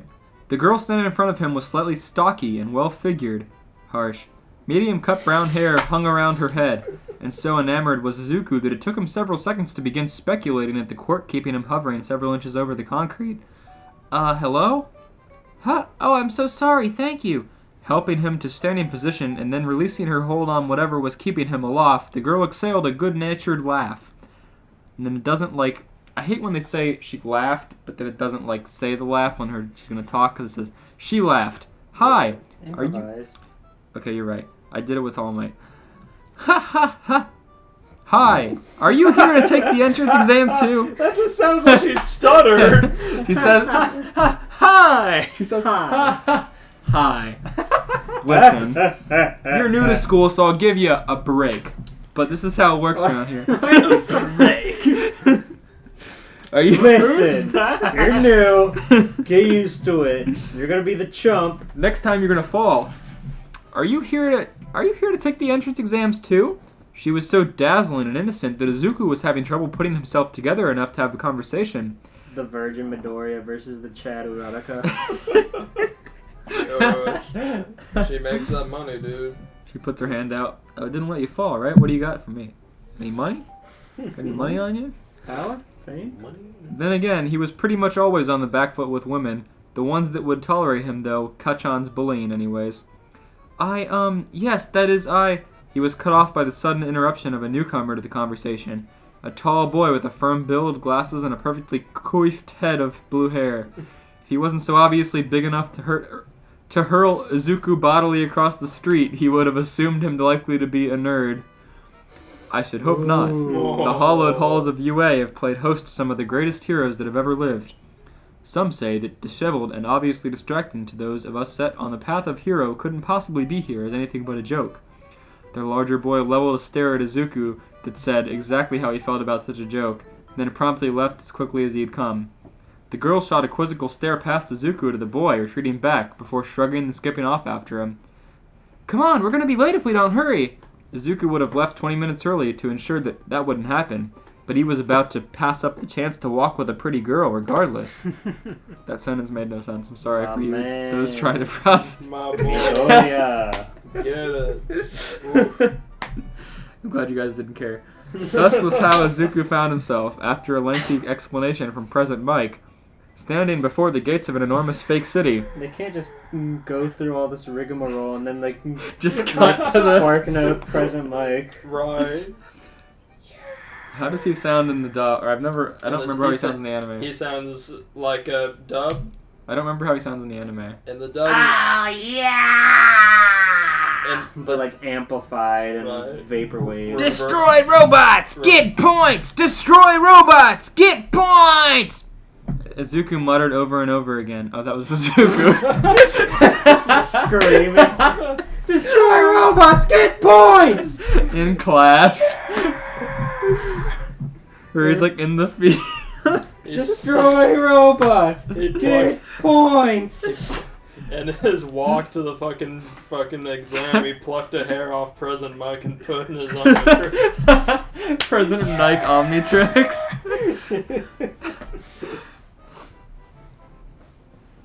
Izuku muttered over and over, his obvious distress a pleasure for all those competing for the few spots at UA. The girl and the boy... Yeah, I would be unnerved, honestly, if I heard some boy screaming. Right. Destroy robots, get points! Like, Bakugo starts yelling and he just dwarfs Bakugo with his screaming. Right. Now here's President Mike probably. Alright now, let's the test begin. Let's rock, kids! President Mike's easily recognizable voice blared over the crowds, and the enormous steel gates began to swing open. A stampede of students, many who Izuku had a hard time believing were children, began to rush the entrance. What is that supposed to mean? Are there any characters that don't look like they're kids? I feel like they all kind of... Well, maybe like the guy with like the limbs and the mask. He What looked is kind of it? old. Shoji? What? Izuku said he couldn't believe many of the students were kids. Oh, No, just because they're so talented. right. Oh, okay. Sure. Izuku frantically began chasing after them as the pack split up to the heads of the four corners of the arena. The pack. All around him, tank-like These vicious robots of dogs. sizes, ranging from large to titanic, were being obliterated by every possible quirk. Can we Fire- just get to the part where he saves Radaka and then call it a day? No, keep going, but that's like we don't need to read after that. Okay. Just because it is just a telling. That's Don't the worry, one part it's- that's going to be different. Right. He began to panic. What was he doing here? The robots came. He began to panic. What was he doing here? He'd failed before he'd even begun. He couldn't use one for all. He was just a quirkless kid. His eyes fell to the device on his wrist, the one he had so pointedly been trying to ignore. He didn't relish being blind again. In fact, it terrified him just thinking about it, but he had to do something. And he had to admit that he had been a lot stronger and faster when he was blind. In a viewing room somewhere on campus, the teachers watched in bemusement as a single hopeful student stood staring at his left hand. All Might, in his smaller form, chewed stressfully on his fingernails. Come on, kid. Meanwhile, Izuku, still staring, began to move. I may not be fast or strong or even smart. His right hand rose above his head, fingers splayed out as though high-fiving the sky. I may be small and cry easily. The dial on the device popped out of his case, the green glow of energy blaring as though in response to his words. But I made a promise that I would be the greatest hero there ever was. So here we go. It's hero time. He slams down on the fucking thing and it breaks his arm immediately. 100% breaks his wrist. Exactly. His hand slammed down on the dial, and a brilliant emerald light flooded the secluded corner of the abused fake city. Izuku's body bulged to an immense size, matching that of his mentor and teacher, and an extra pair of arms violently split from his body. His... Oh. No! What? Are you serious? His skin turned a scarlet red, and his vision doubled as an extra set of eyes opened on his face. It's four. Four No. arms? Well, I thought it was gonna be like half Like four All arms, Might? half All Might, but I don't... That's gross. He said, glancing at himself. Oh, God. Hey, I'm not blind, he yelled with joy. He sighted on a fairly large robot with a 3 in it and began barreling towards it. He crashed into the machine like a wrecking ball, tearing out the other side of it with hardly any loss in momentum. He somehow knew just what his body was capable of, and it was capable of a lot. Quickly now, leaping from building to building, as many as 7 meters into the air with each jump, he moved towards active fighting where there would be more robots. His heart pounded, and he nearly missed it the first time he heard it. Help! Hey, anyone! He recognized the voice. It was the girl who'd helped him earlier. He landed and immediately changed course to the following voice, crashing into the road next to her, wincing as an afterthought when he checked to see if any debris had sprayed her. She lay trapped under the wreckage of a 2-point robot, staring in panic over his shoulder. He turned ready to fight the largest robot he had seen, a 3-pointer. Instead, only catching a glimpse of a robotic hand bigger than a dump truck, bearing down on him like a fly about to be swatted. Time stilled for him, and he realized that though he could evade, the girl could not, trapped as she was. With a mighty roar, he raised all 4 of his muscular arms, catching the hand as it crashed down onto him, and just barely holding it in place. He grunted in pain, the first pain he'd had since entering his form, he realized, and adjusted his foots to stop himself.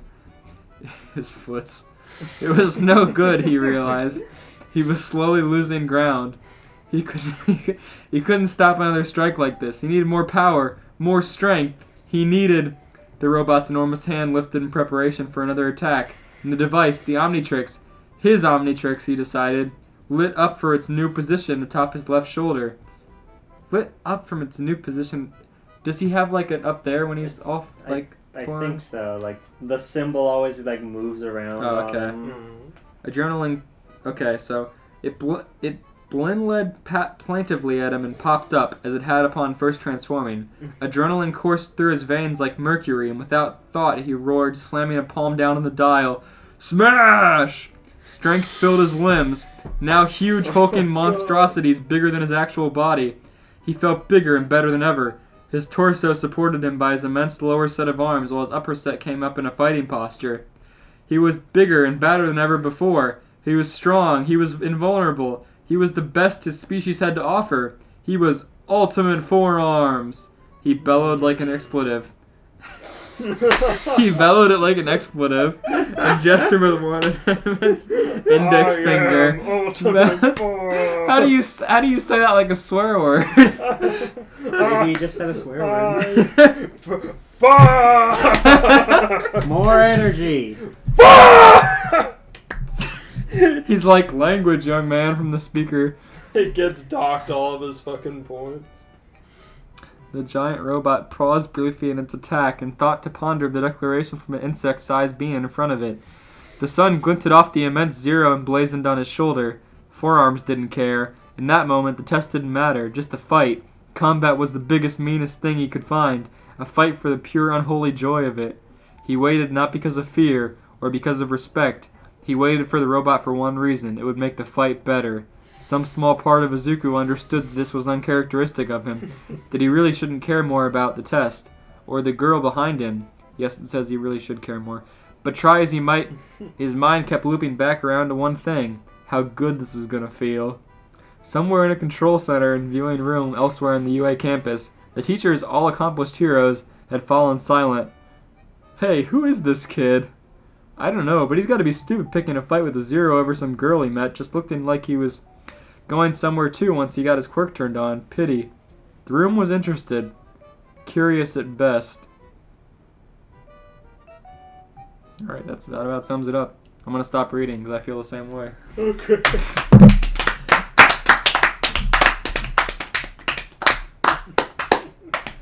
I give an expletive out of forearms. How long were you waiting to say that?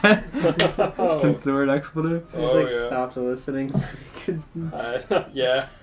Just block out the rest. That's all I need. I can't believe I read that much of that. My goodness. That was kind of a bust. There were some good parts to it. Let me think about a rating.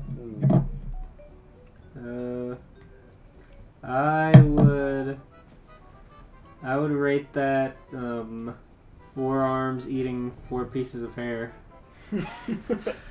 What's that Ben 10 special? Like Ben 1000?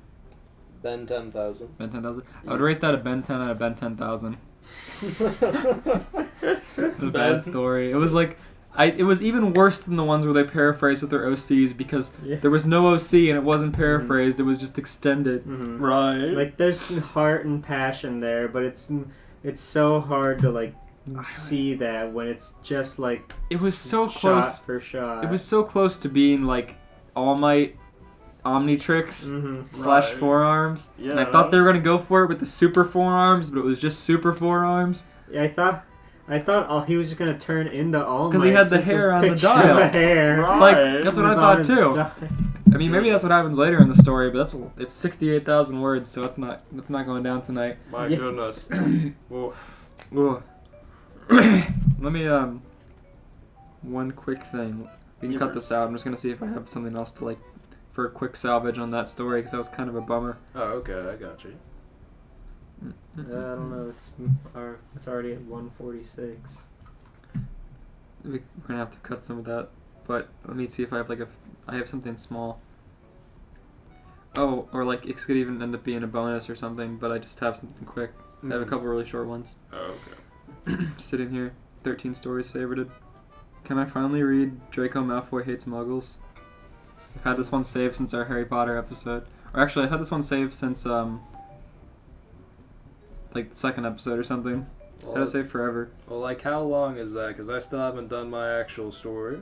It's 1,000 words and some of it's haven't the done your author. story yet? Not yet. So it's like 800 words. Oh, okay.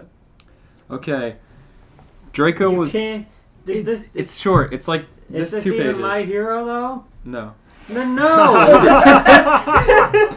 But I can't say But Draco George! You have to censor the title, so I can't. Ending the podcast. But Draco Malfoy hates muggles. You can save that one for the one where I read Tito hates shoobies. You can just have the hate cast. Okay. That title is so good. Oh my god. Early one morning in the quiet and lonely apartment of UA teacher Shota Aizawa, also known by his pro-hero moniker Eraserhead, was snoozing loudly in his yellow sleeping bag on the living room couch. I didn't know you had more to read. I'm sorry. Go ahead. Oh, it's fine, bud. It's fine. On the living room couch, when he heard loud knocking at his front door, his eyelids slowly opened, barely exposing his bloodshot eyes. He unzipped the sleeping bag, rolled it back, and groggily arose from his slumber. The teacher got up out of his couch and walked up to the door to respond to the constant rapping. He answers the door, and to his surprise, it was the local veterinarian who had his medical kit in hand and a few nurses beside him. Hello, we're from the animal hospital. We heard you had a dying animal on the premises. Excuse me? Aizawa rudely slammed the door on the veterinarian's face. Is this Aizawa Squidward? Just when he was about to head back to sleep, his cell phone began to ring. You have a dying animal. That joke doesn't work. He recognized the caller ID belonging to Hisashi Yamada. The joke is Squidward plays his clarinet so bad they think it's a dog or something. He was loudly snoring. Yeah. He recognized the caller ID. Garbage. I hate the story. He recognized the caller ID belonging to Hisashi Yamada, also known as President Mike. The Eraser Hero. President Mike calls him on the phone and yells at him. The Eraser Hero decided to answer Mike's call. Mike blows out his speaker on his phone. You've reached the house of its hired pro hero. Please start after Aizawa let out a loud yawn to imitate a voice message. Hiya, Aizawa! Sounds like you've got a dying animal to attend to, greeted Mike over the phone. Hisashi, muttered the tired teacher, who was annoyed but also lethargic. Why are you calling me this early? You know better than to wake me at this hour. I thought of that, but then I thought of how excited you'll be when I tell you the news, being present, Mike. Aizawa sighed. Alright, let me hear it. The UA student council petitioned to the principal to start a marching band, and he already went ahead and approved of it. No! Not this episode! I didn't know what you were talking about. Why the hell would he already approve without having a staff meeting, Aizawa asked. Well, I guess he just enjoys marching bands, surmised Mike. And guess which one of the lucky classes he chose to be in the competition? Class 1A! Fuck this story. Fuck this shitty crossover.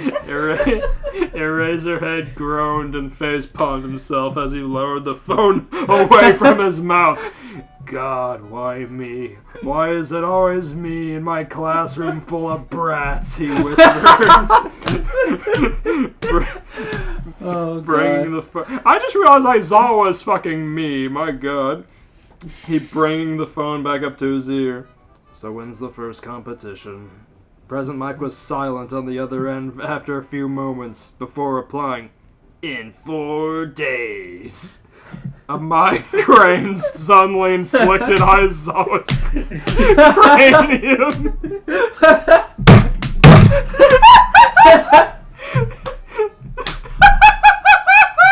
You better do a hard cut to this story. It's totally saving the podcast.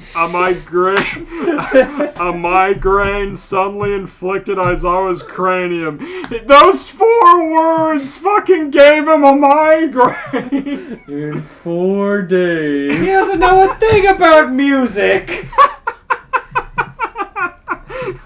President Mike just blowing out his freaking home phone to tell him he has to perform. His reverberated speech. Oh my god. Oh my god.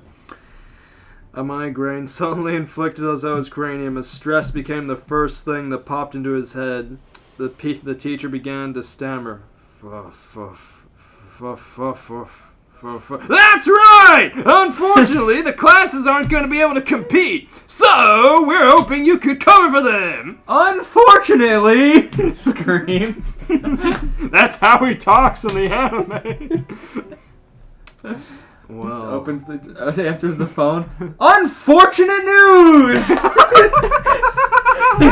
Like, oh. It's so early and it's so loud. Why did I give you my phone number? I would explain the migraine. He just got up.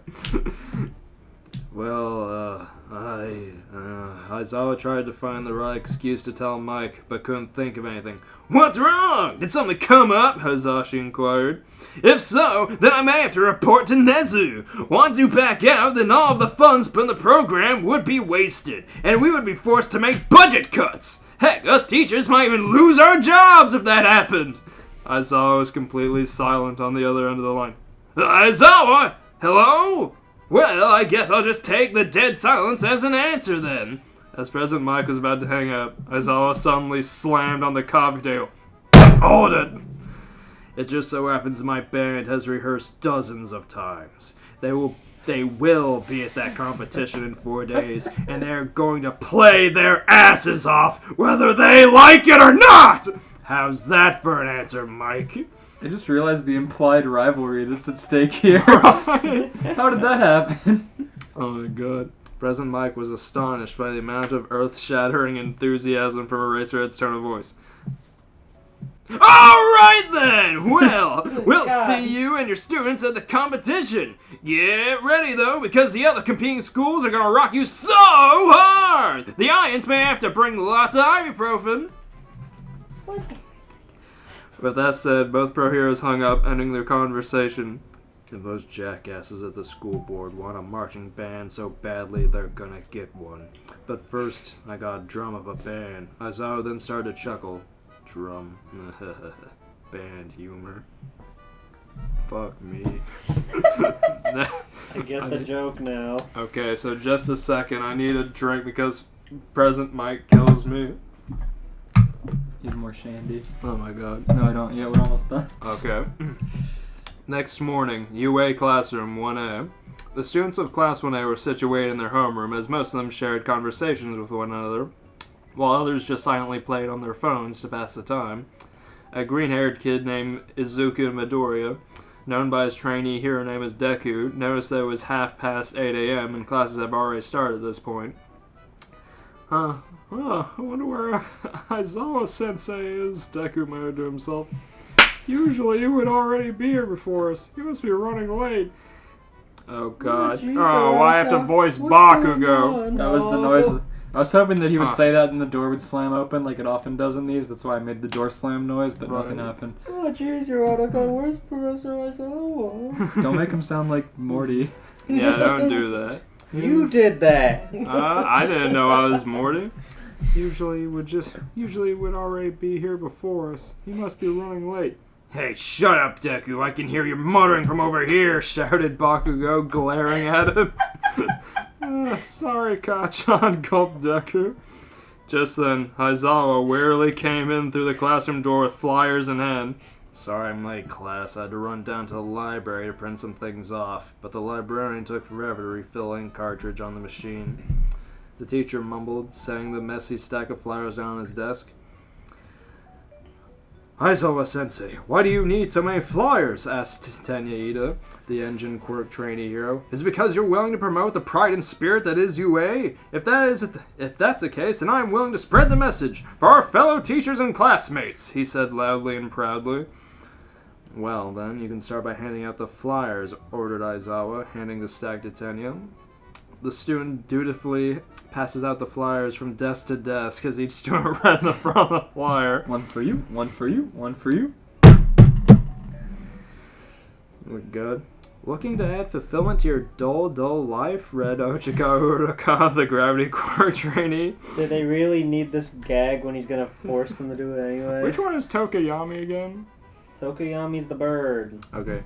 Dark Shadow. Then become a part of the greatest musical sensation to ever hit Tokyo, read Fumikaki Tokoyami, the Shadow Quirk trainee.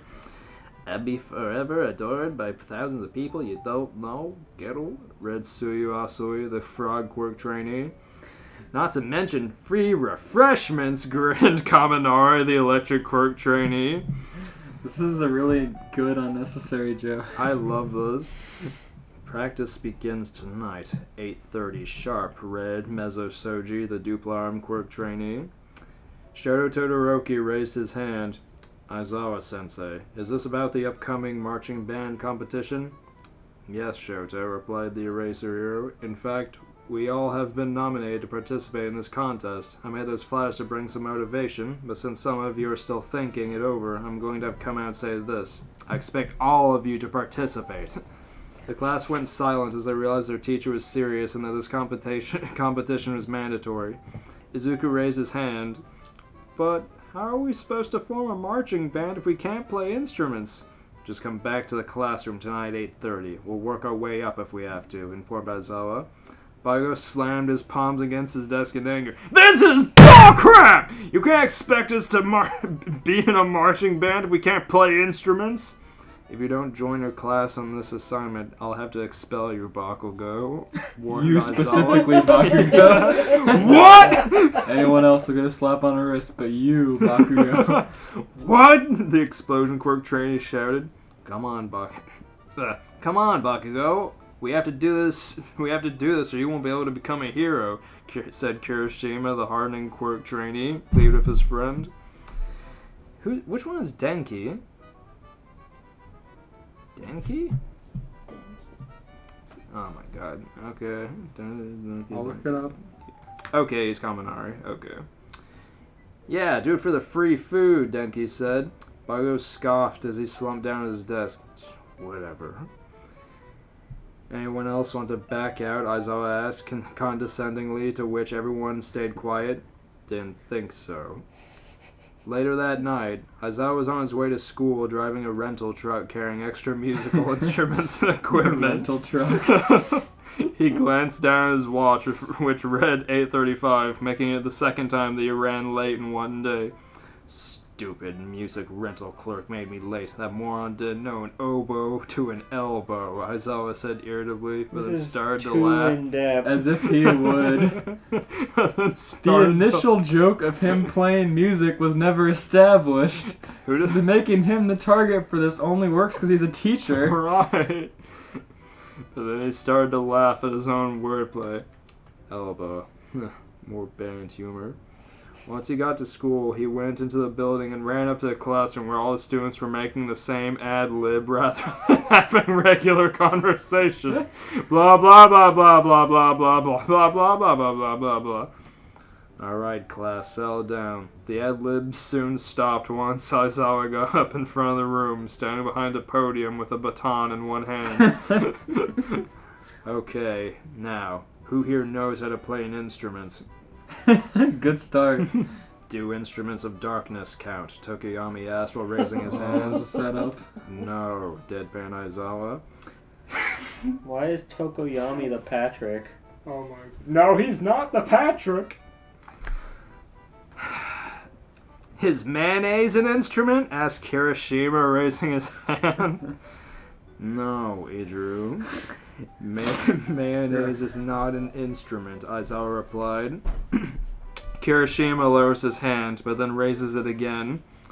Horseradish is not an instrument either. Kirishima lowers his hand before the teacher continued. That's fine. No one has played an instrument.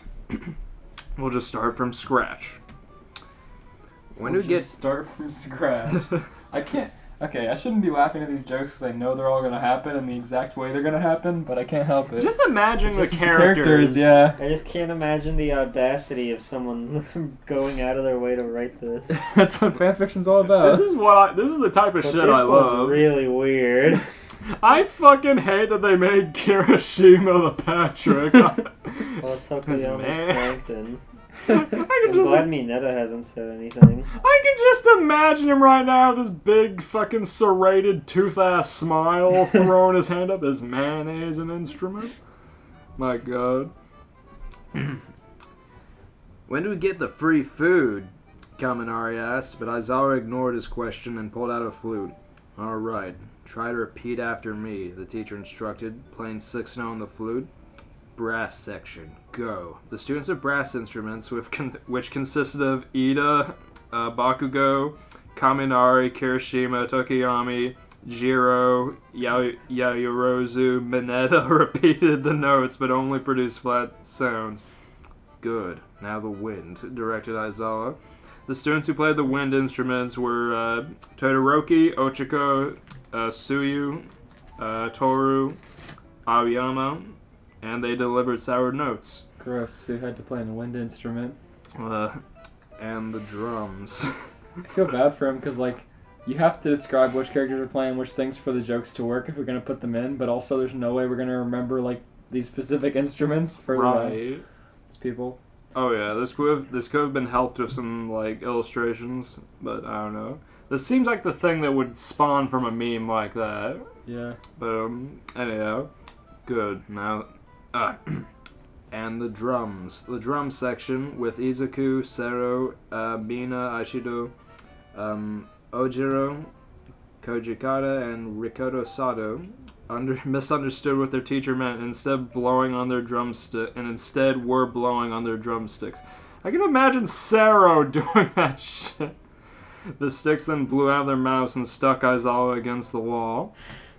Why would Midoriya do that? Plus Ultra blew it off his mouth. Hit him in the head and killed him. Full cowl blow. The Pro Hero's expression, however, was still glued to his neutral deadpan. Too bad that didn't kill me. Later. Now, let's all try stepping in rhythm, instructed Aizawa. Is this the part where you start kicking? Bakugo asked. No, Bakugo, that's a chorus line, said Aizawa. Kicking? I want to do some kicking, exclaimed Mineta, who kicked Momo in the shin. Ah! Why you? The creation quirk trainee pounces on Mineta, pulverizing him as they fought and rolled out the classroom door. They can't change the characters that make the jokes for the sake of character jokes. As the door closed, the sound of Mineta screaming was heard from the other side of the door. Everyone was dead silent, awkwardly staring at the closed door until... Mineta's gonna have a long neck. Until Mineta, who seemed unscathed, sticks his head in. Whoever is the owner of the white sedan, you left your lights on. The exact same joke. They're kids! When he enters the room, his whole body was shown to have been stuffed into a trombone. His body isn't that long! I mean, neither is Patrick's, but at least it's close. Right. Trombone noises were heard with every step he took. As he sat down, a trombone noise was made when Mineta opened his mouth. His tiny body. It's like 4 inches on each side of the trumpet. His little wobbly bowl of grapes ass body going As if he could even, like, carry that long trumpet. This is just so unbearable because I know exactly what beats are gonna happen and when they're gonna happen, but they happen anyway. This is no great. matter what hope of change I can ever ask for. This is great. It refuses to happen. Day 2. The class were practicing their marching on open street as they played a poor rendition of Semper Fidelis. Hanta and Rakido were in front of the marching formation, practicing their flag twirling at modest pace. Hanta and Rakido. Why can they just call them their damn last names? My God. No, that's not what fan fiction's about. Look, who is Rakido? Let's see here. Memorize every character's full name. This is a scene I'm looking forward to, so I want to know.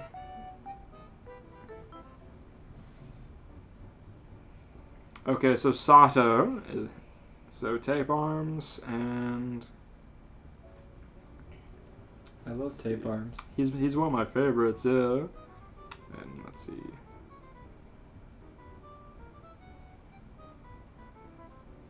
Let's see here.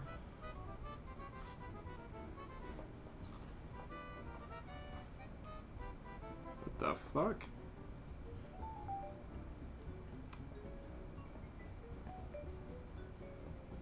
Sorry guys, a brief intermission where I need to look up names.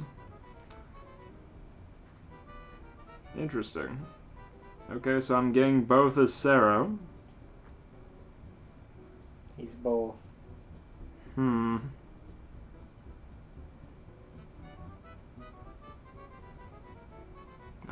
Oh, Sato.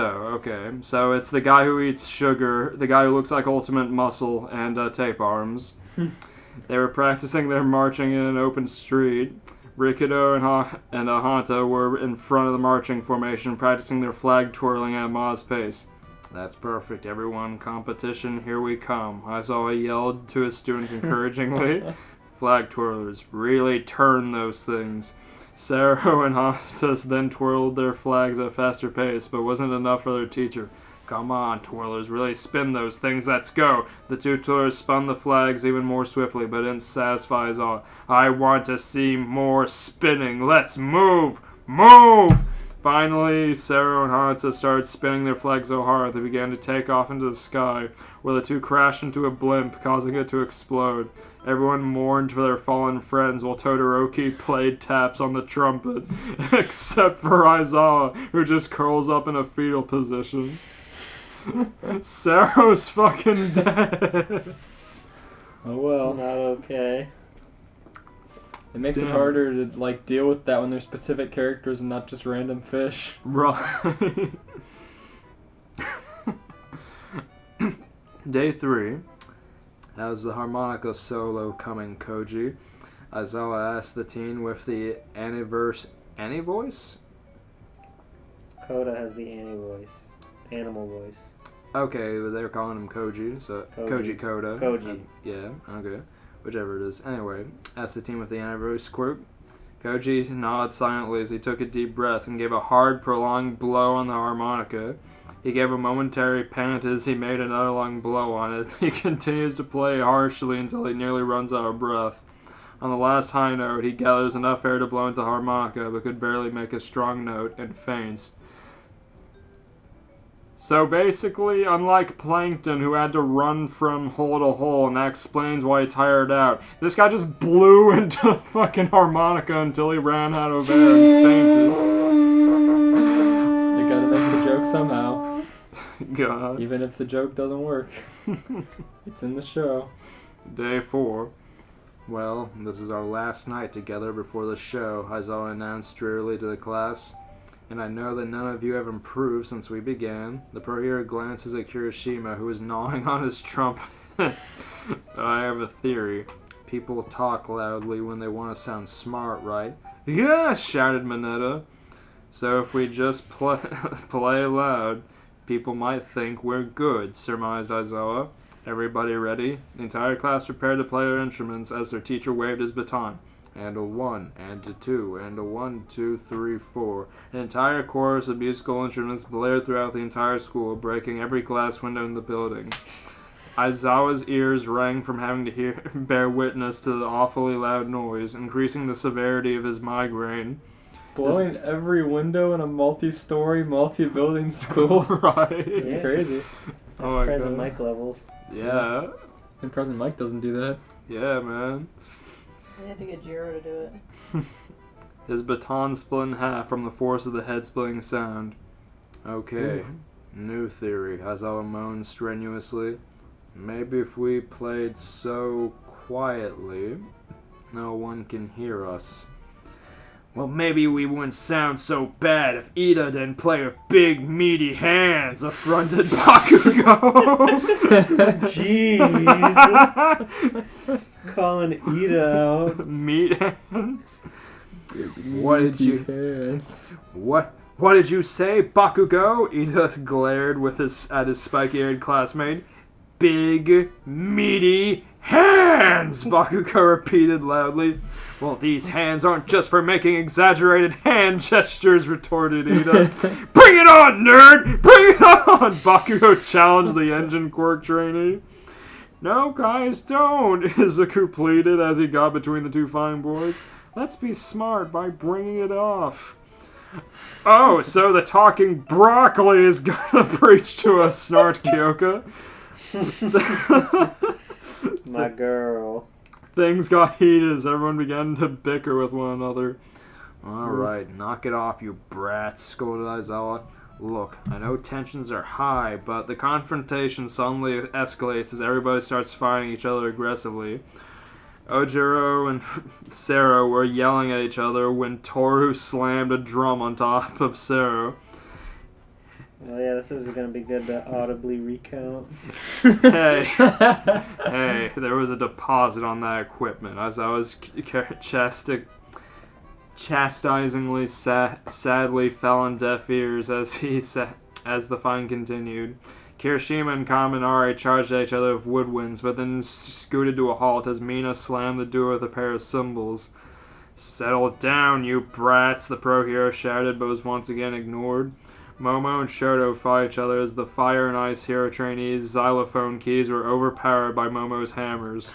Mineta then kicks her in the shin again. The girl glared at the short boy as she chased after him. The clock on the wall turns to 10 o'clock as everyone stopped fighting. Hey, class is over, said Hanta as all the students casually said goodbye to their friends. Before they could all leave, however, Aizawa stepped in front of the leaving students. He stared at the teens with dejected and disappointing look. So basically his normal face. Well, you've done it. You've taken my one chance of keeping my job here and crushed it. Crushed it into tiny, bite-sized pieces. I expected so much of you twerps, but I guess it blew up in my face. Don't bother showing up tomorrow. I'll just tell them all you all died in a marching accident. Since I'm going to be losing my teaching job anyway. I'll just tell them I killed the students. I'll just kill you right now. Since I'm going to be losing my teaching job anyway. So thanks. Thanks for nothing. The now depressed Aizawa exited the classroom, closing the door behind him. The room fell silent and the feeling of disappointment filled the air. A lot of students felt bad that they drove their teacher away because of their unruly behavior. Had they have known that Aizawa was going to be fired, they would have tried to cooperate more. Izuku frowned. What kind of monsters are we? That poor man came to us in his hour of need, and we failed him. Technically, he forced us to... Technically, he forced us to be in the stupid bench. Ow! Muttered Bakugo as Shoto elbowed him in the gut. Whoa, Shoto. Damn. Aizawa Sensei was always there for us, even when he was really fed up with our antics, Izuku continued as he turned... Antics. Izuku continued as he turned to Tsuyu. Tsuyu, when you were attacked by Tomoru Shigaraki, who rescued you? Azura Sensei, kiddo, Tsuyu replied. Anoyama, when your eyes were temporarily blind from your constant sparkles, who gave you eye drops? Izuku asked the fabulous boy. Why, Aizawa Sensei, of course, flaunted Ayama. Right, so if Aizawa Sensei could be able to stop a villain or offer you eye drops, then I am confident that we can pull ourselves together and know what it truly means to be in a marching band, proclaimed Izuku. That's not how that joke went. No. No. It's fine. So we could just pretend that he was some guy in an ambulance. Right. Or some fireman. Yeah, for Aizawa Sensei, Ochako cheered as the entire congregation of teens joined in revelation. And Larry, when your heart gave out from all those tanning pills, who revived you? Some guy in an ambulance. Tanning pills. What the fuck? Oh my god. Now, let's all make our sensei proud. Izuku picked up a baton as everyone gathered their instruments and prepared to practice their song. A 1, a 2, a skilly-dilly-doo. And Mineta, when your heart gave out from all those boner pills. Who revived you? Who called you an idiot? My My dad, he was very disappointed in me. Mineta, when you ate all those boner pills, who refused to revive you? Aizawa Sensei. We could just pretend he didn't refuse to revive you. God. The next morning, marching band competition. Aizawa staggered despondently when he approached the local stadium that hosted the competition, wondering how he was going to face the rest of the school staff. Great, now what am I going to tell them? Toshi, Hisashi, Nezu, I've doomed the whole friggin' school at this point. He enters the back entrance to the stadium, where he came into the locker room. I only hope that they don't find... Let's see here. Eraserhead! Boomed an enthusiastic voice that belonged to the number one hero himself, God. All Might, in his muscular form. Beside him was Present Mike and the UA principal, a ferret named Nezu, or rather, Mr. Principal. Out, Aizawa groaned. See, I told you he'd be here, Toshi, said Present Mike. So, Aizawa, where's your band? Nezu asked Nezu cheerfully. Oh, they couldn't come. They died. Aizawa responded nervously. There's students. The president's right there. All Might then cocked an eyebrow. Ah, then who is that? The pro hero pointed behind Aizawa's direction As the principal was right there, who was in charge of the students, and he's like, "Oh, the students, they died. Sorry." Oh shit! I'm sorry to hear that. I'm a bad principal. Oh my god. He's like, "Oh shit, that sucks, dude." I love those guys. Oh man. My students. The pro hero pointed behind Aizawa's direction as the depressed teacher turned around and saw the entire class of 1A dressed in the marching band uniforms. That would be my band, said a wide-eyed Aizawa. We're ready to perform, Aizawa-sensei, exclaimed Izuku optimistically. What? Wow, Aizawa, this is exactly how I thought your band would look, Mike said enthusiastically as he and the Eraserhead hero watched Izuku do a happy dance. That's his eager face, Aizawa explained. That dance is good. That'd be adorable for him to do, actually. Ah, Mike said. Well, let us all proceed to the outfield and start the show, exclaimed Nezu. Aizawa sighed as he, the staff, and the band went out into the field. After this, I may as well pack up my desk. Don't worry, Sensei, assured Ochaku. We've got this in the bag, smiled Ito. Yeah, my breakfast, This the next teacher. part's gonna be real good to audibly recount too. Oh my god, there's lyrics! Okay. Well I'm ready. then. Please Why? Well then, let us all proceed to the outfield and yeah, my breakfast, the teacher retorted as the band gathered on the field in time for Present Mike to announce them. Alright, heroic fans, put your hands together for UA High School Super Band! Announced the pro heroes. An entire crowd of live-action people filled the entire stadium cheering for the band to play. There's some ugly-looking people out here, Bakugo commented. Maybe we're near one of those toxic waste dumps, surmised Kirishima. I think I'm gonna be sick, groaned Denki. Alright, everyone. Aizawa nervously glances back at the school staff who are watching the show on the sidelines. These jokes just do not work out of context. All Might, Nezu, Mike, and the other teachers and staff gave him a thumbs up. Let's get this over with. 1, 2, 3, 4. Let me stop you right there. Yeah. The whole like premise of the original episode is that Squilliam does all this to make him look bad. Right. So then, like, just pinning this on Aizawa, like, okay, listen, it's the You school. have to do this. You have to do this. Do this or we're all fired. we're all fired. That makes this so much more Why awkward. I mean, it's him? funny because Aizawa is like done for, but Right. Why wouldn't Present Mike be the one? yeah, you know Just that because Aizawa's the most, like, low-key...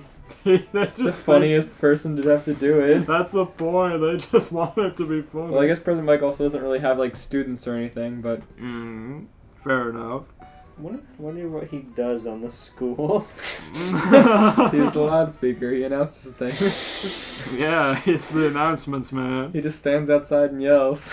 Yeah. And everyone opens their windows. He opens their windows to yell into the house. No, I said they open their windows. He doesn't open. He doesn't even use his quirk. He comes from class to class. Hey, lunch in 30 minutes! I thought you were saying that he just fucking open- stalks you to your house and opens up a window, shock screams into your house to blow out all the other windows, and then fucking leaves. That's one game of Ding Dong Ditch I would want them to put in an He just episode. presses his mouth to the window and blows it out when he talks. Like a suction fish on the window. And you see him talking, and they're like, oh no, and then he goes, hey! And the window just shatters. You just like see the house reverberating. That is great. Oi!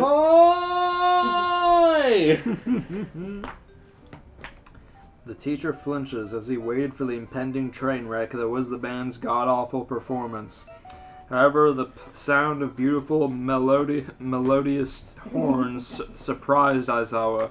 He opened his eyes as he saw the brass section play an orchestrated intro with their horns.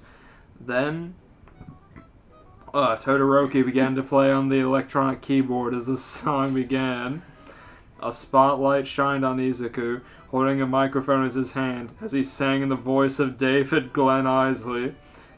The winner takes all. It's the thrill of one more kill. Who's singing? That Izuku. Midoriya. Midoriya, yeah. The next one to fall.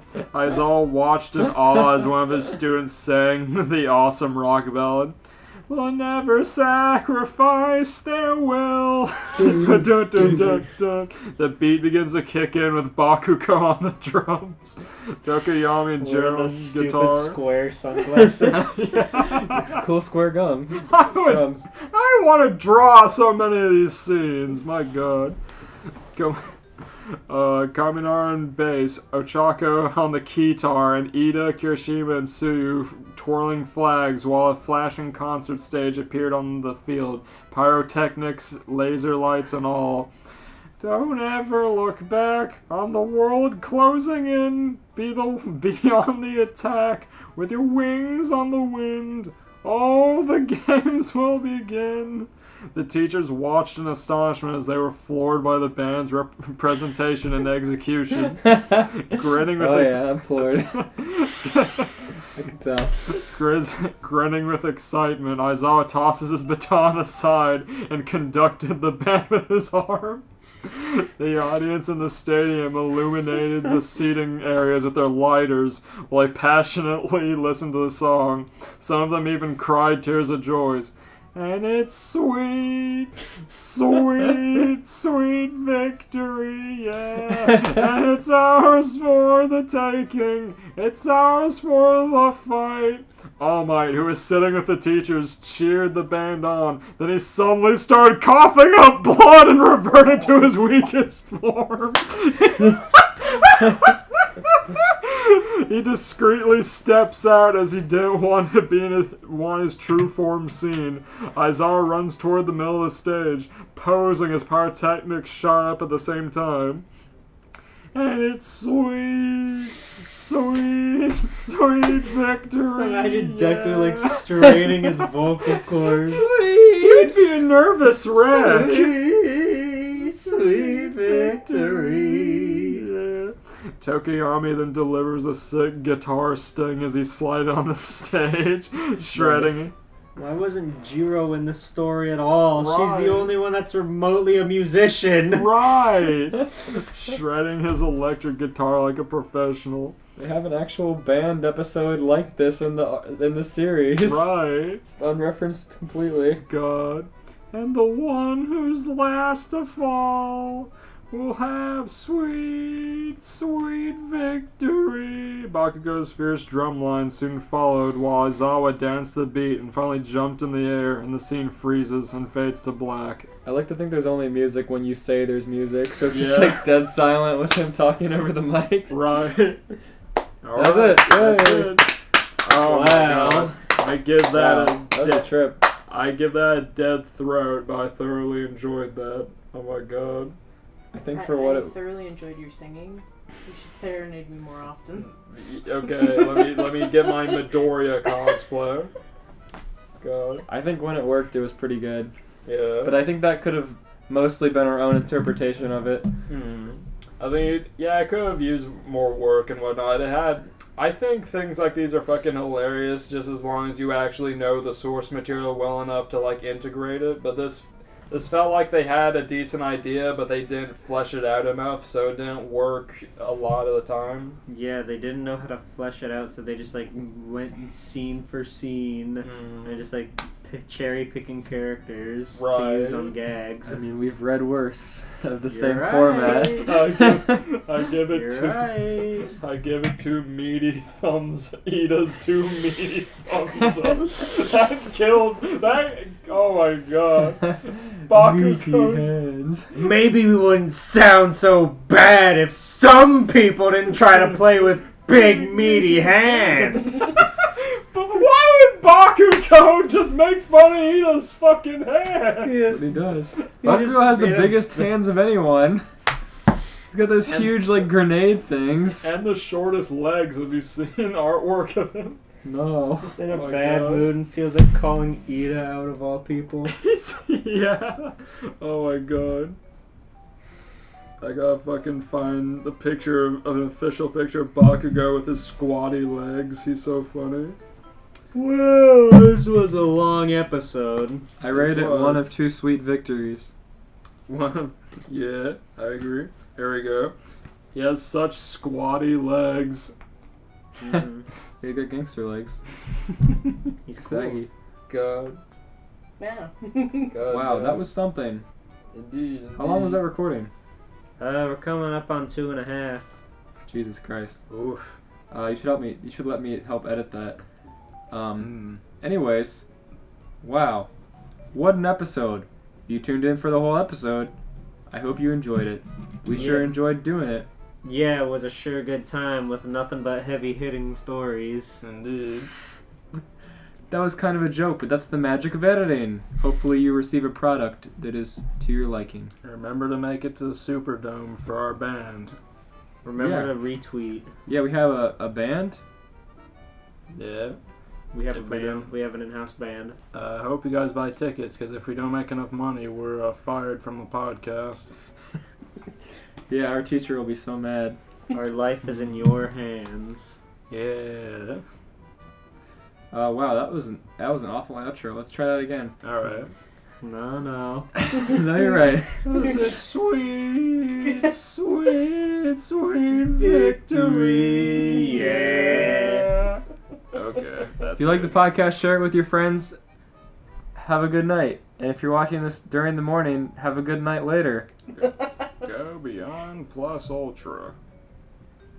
Go beyond. Plus ultra. Now you say it. I haven't watched See that. you later, guys.